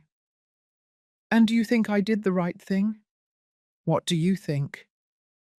I think about it. I think about the whole journey, everything lost, everything gained. I think I did the only thing I could do, and that has to be enough. Carol smiles, that wise smile of someone who has lived too much and seen too much. That's not just enough, Mary, it's everything. Today, as I write this in my journal, as I leave these words as a testimony of what I lived, I think about all the women who are going through the same thing I went through. The women who are being manipulated by their children, by their partners, by their family. The women who are giving and giving until they have nothing left. The women who are afraid to set limits because they fear being left alone. And I want to tell them something. It's better to be alone than to be accompanied by people who destroy you. It's better to lose everything than to lose your dignity. It's better to face the storm than to live under the shadow of constant threat. Because in the end, the only thing that truly belongs to you is your integrity. And if you give it away out of fear, out of misunderstood love, out of not facing conflict, then you've lost everything anyway. I lost my son for a time. I lost my granddaughter. I lost the fantasy of the perfect family that never existed. But I gained something more valuable. I gained my self-respect. I gained the peace of sleeping, knowing that I did not betray my principles. I gained the strength of knowing that I can survive anything. And eventually, I gained back a more honest version of my family. Not perfect, not without scars, but real. Valerie just walked into the living room. She climbs onto my lap with a storybook. Grandma, read to me. Of course, my love. Which one do you want? The one about the brave princess. I smile. Because life has these ironies. I open the book. It's the story of a princess who has to face a dragon, not so a prince can save her, but to save herself. Once upon a time, there was a princess who lived in a beautiful castle, I begin to read. But one day, she discovered that the dragon threatening her didn't live outside the castle. It lived inside, and it was much harder to defeat. Did she defeat it? Valerie asks. Yes, my love. She defeated it. Not with a sword, but with something more powerful. What? With the truth, and with the decision to stop being afraid. Valerie looks at me with those enormous eyes that absorb everything. Did you defeat a dragon too, Grandma? My voice breaks a little.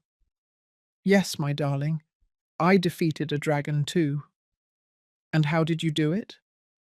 The same way the princess did, with the truth, and by letting go of fear. And were you happy afterward? I look out the window.